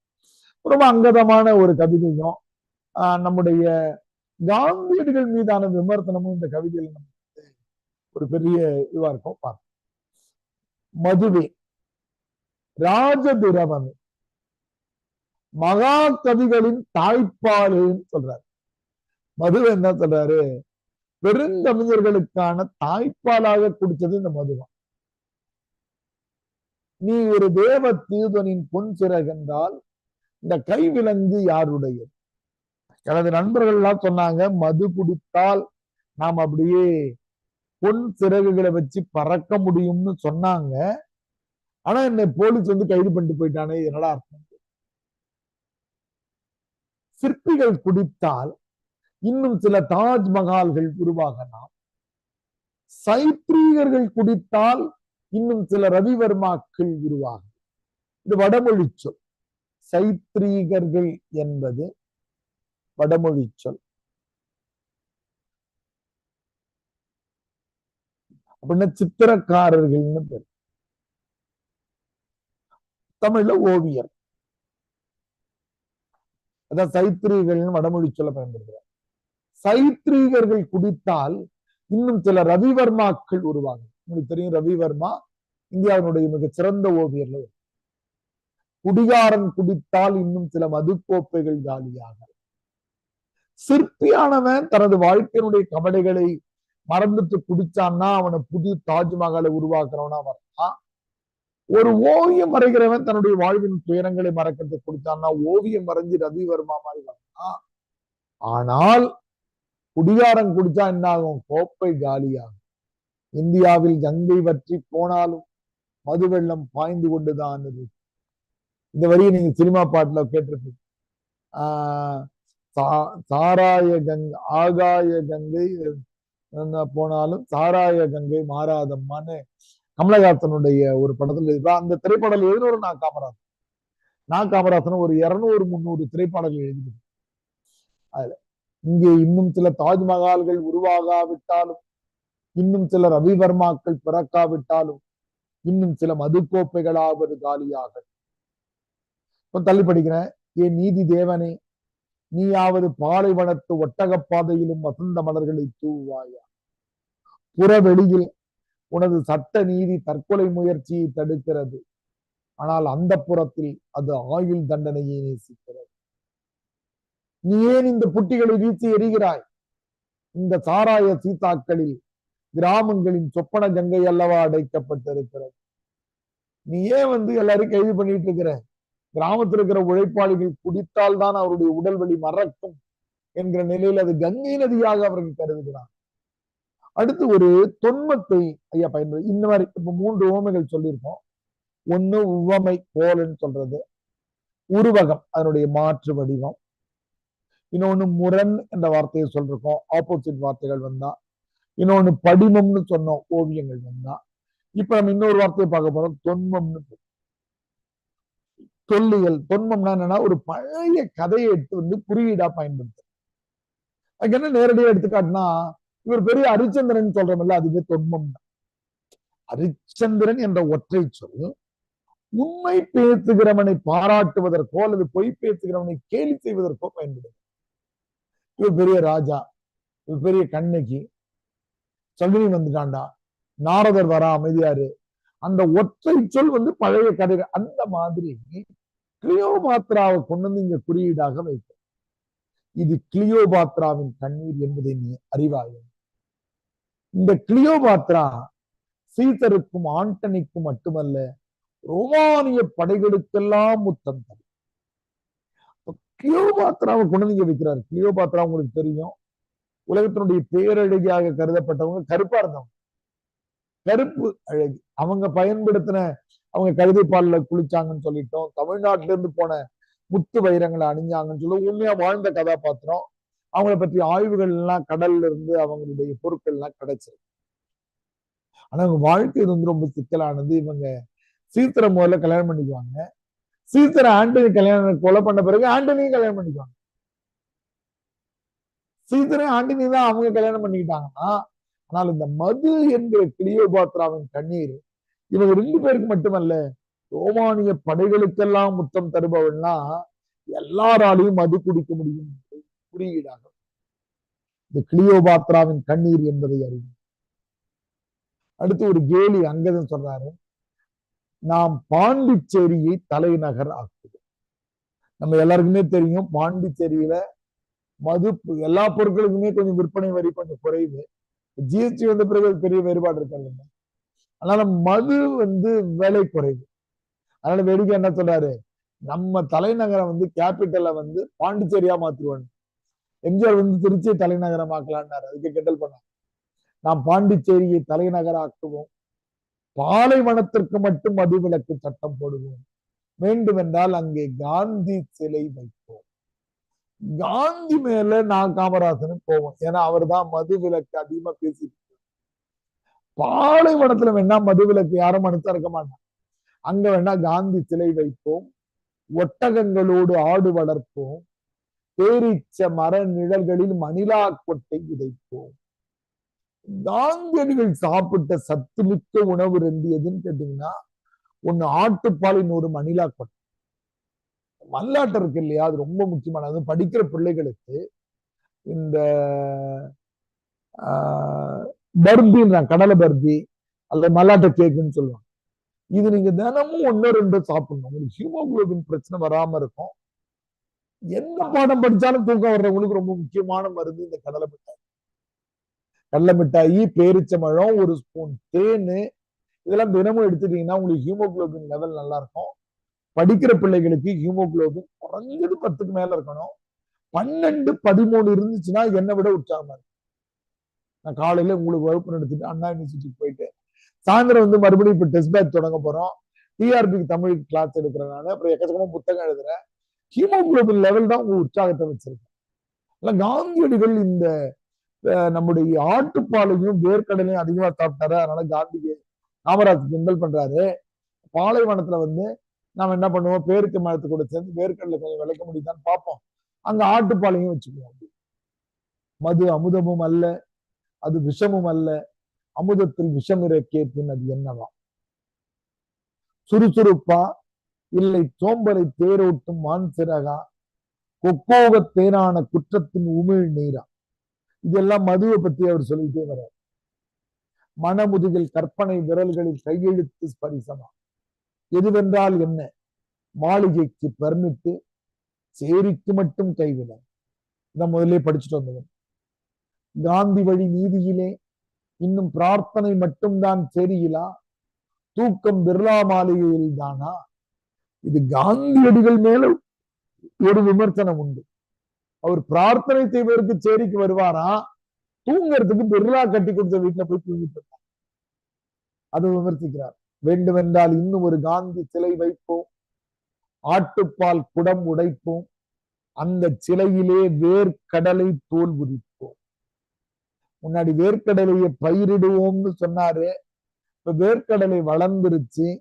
கிராமத்து பிள்ளைகள் தெரியும், அந்த வேர்க்கடலையை உரிக்கணும்னாக்கா இதை வச்சு ஒரு குத்து குத்துவோம். நெத்து முறிக்கிறதுன்னு பேரு, நெற்றி. அதுக்கு காந்தி சிலையை பயன்படுத்தலாமா? காந்தி சிலையை வைத்து வேர்க்கடலை தோல் உரிப்போம். எது செய்தால் என்ன? மாளிகைக்கு பர்மிட்டு சேரிக்கு மட்டும் கைவிலங்கு. ஏன் நீதிமன்றமே, நீதி தேவனின் பொன் சிறகென்றால் இந்த கைவிலங்கு யாருடைய? அப்போ யூபிஎஸ்சி வந்து இந்த 2 கேள்விகளை மீண்டும் கேட்கிறாங்க. நீதிமன்றத்தையே கேள்விக்குள்ளாக்கும் 2 கதை மாந்தர்களை, 2 பாத்திரங்களை காமராசன் எவ்வாறு படைத்திருக்கிறார்? அப்போ அவருடைய உள்ள கிடக்கை என்னன்னாக்கா ரீஹாபிலிட்டேஷன், அந்த வார்த்தையை குறிச்சுக்கோங்க. மறுவாழ்வு கொடுக்கப்படவில்லை என்பதுதான் காமராசனுடைய இந்த கவிதைக்கான பொருள். பிச்சைக்காரர்ல கைது பண்ணி கூட்டு போறீங்க. இன்னைக்கு வந்து இருக்கிற மாதிரி அன்னைக்கு அவங்களுக்கு ஒரு தொழிற்கல்வி, ஒரு கூடை பின்றதுக்கோ ஒரு சேர் பின்றதுக்கோ அல்லது வேறு தொழில்களையோ அவங்களுக்கு சொல்லி கொடுத்து அவங்களுக்கு ஒரு மறுவாழ்வை நீங்க உருவாக்கலாமே. ஏன் மறுவாழ்வை உருவாக்காம அவங்களுக்கு ஜெயில மட்டும் வச்சுட்டு 10 நாள் கழிச்சு வெளில? அதுக்கான மறுவாழ்வு திட்டங்களை சட்டமன்றமோ பாராளுமன்றமோ நிறைவேற்றினா அது ஏன் நீதிமன்றம் மறுக்கிறது? அப்போ நீங்க கூகுள்ல போயிட்டு பிச்சைக்காரர் மறுவாழ்வு சட்டம் எப்போ வந்துச்சுன்னு தேடி பார்த்தீங்கன்னா இந்த கவிதையினுடைய தாக்கம் காமராசன் மட்டுமல்ல, இந்தியாவின் பிற மொழிகள்லயும் பிச்சைக்காரர்கள் கைது செய்யப்படுறத எதிர்த்து கவிஞர்களும் கட்டுரைகளும் வந்த போது, அப்போ அவங்க 15 நாள் 20 நாள் உள்ள வச்சிருக்கும் போது அவங்களுக்கு ஒரு தொழிற்கல்வி கொடுத்து அவங்களுக்கு சப்சிடரியா ஒரு கடன் கொடுத்து அனுப்புனாக்கா அவங்க வாழ்க்கையை மாத்திக்குவாங்க. குடிகாரர்கள் என்ன மன அழுத்தத்தோடு இருக்கிறாங்க, அவங்க ஏன் குடிக்கிறாங்கன்னு தெரியக்கூடிய கவுன்சிலிங், அவங்களுக்கான இன்னைக்கு டி அடிக்ஷன் சென்டர்ஸ் எல்லாம் நமக்கு எக்கச்சக்கமா இருக்கிற மாதிரி அந்த மாதிரியான விஷயங்களை செய்ய வேண்டும் என்பது காமராசனுடைய உள்ள கிணக்கு. அதனாலதான் இது பண்ண. அப்ப இதுக்கான விடை எழுதுற முயற்சியை நாம சின்னதா எழுதி பார்க்கலாம். அப்ப இந்த கவிதைக்கு வெளியில இருக்கிறது மறுவாழ்வு என்ற கேள்வி இருக்கிறது. வழக்கம் போல ஒரு சின்ன முன்னுரையும் போடாம இதெல்லாம் கருப்பு மலர்கள் வந்து அடித்தட்டு மக்களை பற்றி பேசுகிற ஒரு நூல் காமராசன் எழுதினாரு. கண்ணதாசனுடைய முன்னுரையோடு இந்த நூலையே நடைபாதைக்கு அவர் அர்ப்பணிச்சிருக்கிற காரணத்தால ஏழை மக்கள் மீது அவர் வைத்திருக்கிற அன்பு தெரிகிறது. இதுல நீதிமன்றத்தை விசாரணைக்கு உள்ளாக்குறவங்களா 2 பேர் அவர் காட்டுறாரு. ஒண்ணு பிச்சைக்காரின்னு ஒண்ணு குடிகாரன். பிச்சைக்காரனுடைய கோணத்துல இருந்து கேட்கும்போது, தர்மத்தால் எனது பிச்சை பாத்திரம் நிறையும் முன்னால் கைதிகளால் உனது சிறைச்சாலை நிரம்பி விடுகிறது. எனக்கு தொகை கிடைக்கிறதுக்கு முன்னாடி அவ்வளவு பிச்சைக்காரர்கள் இந்த உலகத்துல இருக்கிறாங்களே, அவங்களுக்கு ஏன் நீ மறு வாழ்க்கையை ஏற்படுத்தி தரக்கூடாது? அவங்களுக்கு ஏன் ஒரு தொழிற்சாலையில் வேலை செய்யற மாதிரியான ஒரு வாய்ப்பை, தொழிற்சாலைகளை அதிகமா திறந்து அவங்களுக்கே வேலை வாய்ப்பு தரக்கூடாது என்ற கேள்வியும், கை விலங்கு கூட அவங்களுக்கு வளையலாக இருக்கிறது அப்படின்ற அவலமும், அந்த கை விலங்கு கூட சங்கிலி போட்டு இருக்கிறது என்ற அவலத்தையும் சொல்லி தருது. நீதிமன்றத்துல அவங்க விசாரணையை கூண்டுல தொடங்கும் போதே, அப்போ அவங்களை கைது பண்றதுன்ற ப்ரீஜுடிஸ் முன்முடிவோட தான் இந்த விசாரணையை தொடங்குகிறது என்ற விமர்சனத்தை அவர் வைத்திருக்கார். அது மாதிரி குடிகாரர்களை பத்தி பேசும்போது அவருக்கு என்ன வருத்தம்னா, பணக்காரர்களுக்கு பெர்மிட் தந்துடுறாங்க, ஏழைகளை கைது பண்ணி போறாங்க. நண்பர்கள் எல்லோரும் மது குடித்தா பறந்து கொண்டு இருக்க முடியும்னு சொன்னாங்க. ஆனா இங்க கைவிலங்கு தான் எனக்கு வந்து காந்தியடிகள் மதுவிலக்க முன்னிறுத்தினார் இல்லையா? பாலைவனத்துக்கு மட்டும் நாம மதுவிலக்க மனிதர்களே இல்லாத பாலைவனத்துல அங்கீகரிச்சிருவோம். அங்க காந்தி சிலை வைப்போம், அங்க ஆட்டுப்பால் குடம் உடைப்போம், அங்க வேர்க்கடலை பயிர் வளர்ப்போம் பச்சை அப்படின்ற விமர்சனம் எதுக்காகனா, காந்தியுடைய கொள்கை இந்த சமூகத்துக்கு பயன்படாது. ஏன் மதுவை நான் காமராசனை ஆதரிக்கிறார் என்பதனுடைய இன்னொரு பக்கம் இருக்கு. அதை நம்ம தெரிஞ்சுக்கணும். அது என்னன்னு கேட்டீங்கன்னா, மது குடித்தல் பொதுவா உடல்நலத்திற்கு தீங்கானது அது இது என்ற பொது செய்திகள் இருந்தாலும், நம்ம கூட இருக்கிற சில நண்பர்கள் நம்ம சிந்திச்சு பார்க்கணும். அவங்க யாருனாக்கா, கழிவு நீர் வாய்க்கால்கள்ல டிரைனேஜ் பைப்ல கீழே இறங்கி ஏறுறவங்க இருக்காங்க இல்லையா? அந்த மலத்தினுடைய நாற்றத்தையும் அந்த அழுக்கினுடைய இதையும் இது பண்ணிட்டு மேல குளிச்சுட்டு அவங்க சாப்பிடணும். சாம்பார் சாதமோ ரசம் சாதம் சாப்பிடணும் அப்படின்னாக்கா அவங்களுக்கு பெரிய கவலையும் மன அழுத்தமும் இருக்கு. அவர்களுடைய மனச்சோர்வை போக்குவதற்கு மருந்தாக தேவைப்படுகிறதுன்னு மருத்துவர்கள் பரிந்துரைக்கிறாங்க. இவங்க கூட பரவாயில்ல, இன்னொரு இடத்துல இருக்கவங்க இருக்காங்க இல்லையா, அவங்க மிகப்பெரிய மன அழுத்தத்துக்கு விடுவாங்க. அவங்க யாருன்னு கேட்டீங்கன்னா, வெட்டியான் வேலை செய்யறவங்க, அல்லது மருத்துவமனைகள்ல போஸ்ட்மார்டம் நடக்கக்கூடிய பிண அறைகள்ல வேலை செய்யக்கூடியவங்க மிகப்பெரிய மன அழுத்தத்துக்கு உள்ளாங்க. நம்முடைய உறவினர்கள் தாத்தா பாட்டி யாராவது இறந்துட்டாலே நமக்கு ஒரு நாள் சாப்பிட்றதுக்கு பெரிய பிண வீட்டுல சாப்பிட்றதுக்கு நம்ம ரொம்ப தயங்குவோம். ஆனால் நாள்தோறும் பிணங்களை பார்க்கிற வேலைகளை சில மருத்துவர்களோ சில தொழிலாளர்களோ அரசு மருத்துவமனைகளை செஞ்சுக்கிட்டே இருக்கிறாங்க. அது பெண்களுடைய பிணமாக இருக்கிறது, குழந்தைகளுடைய பிணமாக இருக்கிறது, பணக்காரருடைய பிணமாக இருக்கிறது, விபத்தில் இருந்தவருடைய பிணமாக இருக்கிறது, குடும்பமா இருந்து போய் இதெல்லாம் பார்க்கும்போது அவங்களுக்கு பெரிய மன அழுத்தத்துக்கு உள்ளாகும். அதுக்கு இடையில தான் அவங்க டீ குடிக்கணும், இடையில தான் அவங்க ஒரு ஃபங்க்ஷனுக்கு போயிட்டு வரணும், இடையில தான் பசங்களுக்கு பாடம் அப்படின்னும் போது, அப்போ இந்த குடிகாரர்கள் என்பது இந்த மது என்பது ஒரு மருந்தாக தேவை.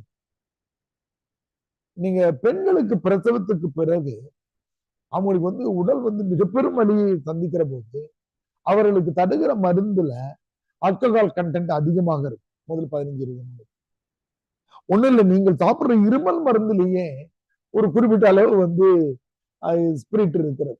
நீங்க இருமல் மருந்தை மட்டும் ஒரு 4-5 மூடி அதிகமா குடிச்சுன்னா உங்களுக்கு மயக்கம் ஒரு மாதிரி ட்ரௌசினஸ் தான் இருக்கும். இரவுல சாப்பிடணும். அப்போ மது என்பது எல்லோருக்குமே கொண்டாட்டத்துக்குரிய விஷயமாக இருக்கிறது இல்ல, சிலருக்கு அது ஒரு மருந்தாக இருக்கிறது.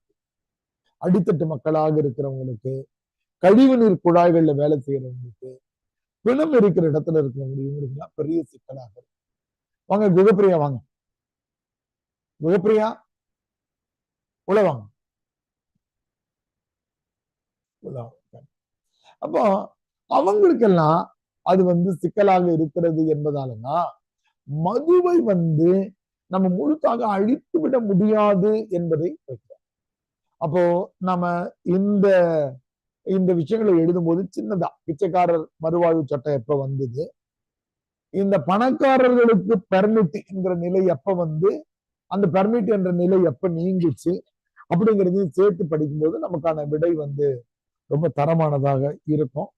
அதனால நாம இந்த 2 இதை நீங்க ரொம்ப அவசியமா படிக்கணும். கருப்பு மலர்கள்ல பிச்சைக்காரி இந்த இதை படிக்கணும். இன்னும் ஒரு சின்ன கவிதையோட நம்ம இன்றைய வகுப்புறாங்க.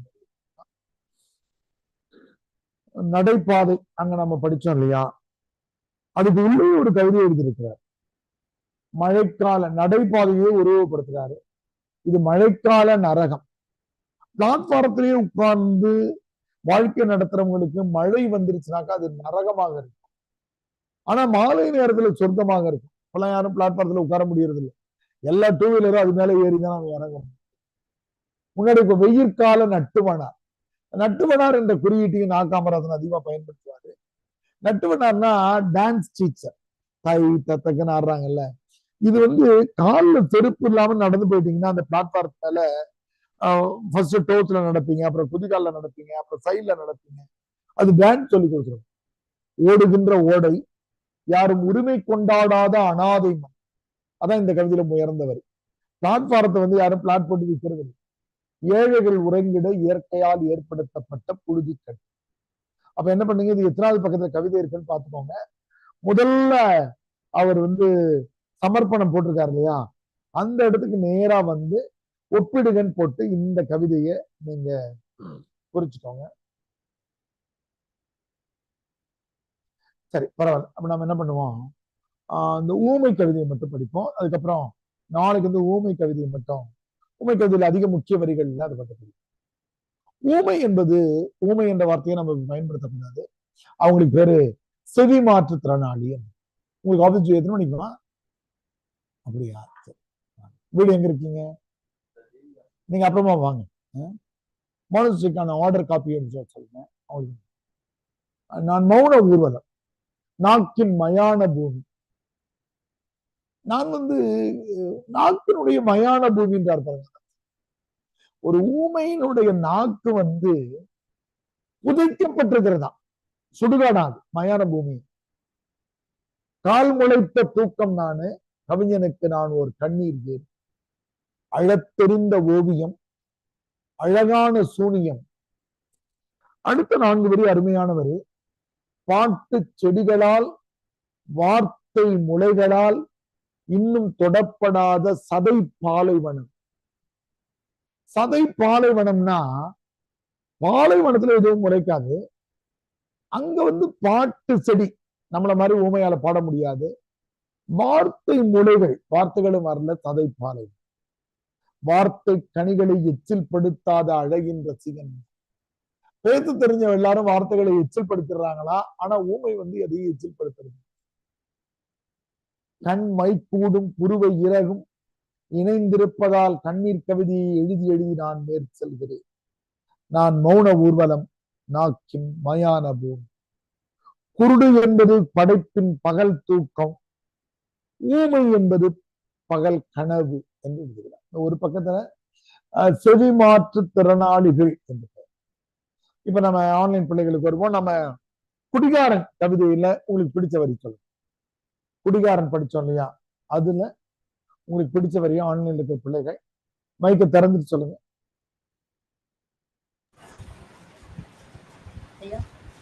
சொல்லுமா. மாளிகைக்கு பெர்மிட்டு, சேரிக்கு மட்டும் கைவிலங்கு. அந்த வரியில மாளிகைக்கு பெர்மிட்டு, சேரிக்கு கைவிலங்கு என்பது அபிநயம். Right, good. அப்புறமா சிவராமன். அதே வரி, மாளிகைக்கு பெர்மிட்டு, சேரிக்கு மட்டும் கைவிலங்கு. Very good. அதே வரி, மாளிகைக்கு பெர்மிட்டு, சேரிக்கு மட்டும் கைவிலங்கு. கயல்மா. ஐயா, கங்கை வற்றி போனாலும் மதுவெள்ளம் பாய்ந்து கொண்டுதான் இருக்கும். கங்கை வெற்றி போனாலும் மதுவெள்ளம் பாய்ந்து கொண்டுதான். மன்மதன். பேசக்கூடிய சூழ்நிலையில் இருக்கீங்களா? நர்மதா. ரச்சகன் பிரபா. நீங்க பேசக்கூடிய சூழ்நிலை இல்லைன்னு நினைக்கிறேன். ரைட், ஓகே, மகிழ்ச்சி. நாளைக்கு நாளைக்கு என்ன கிழமை?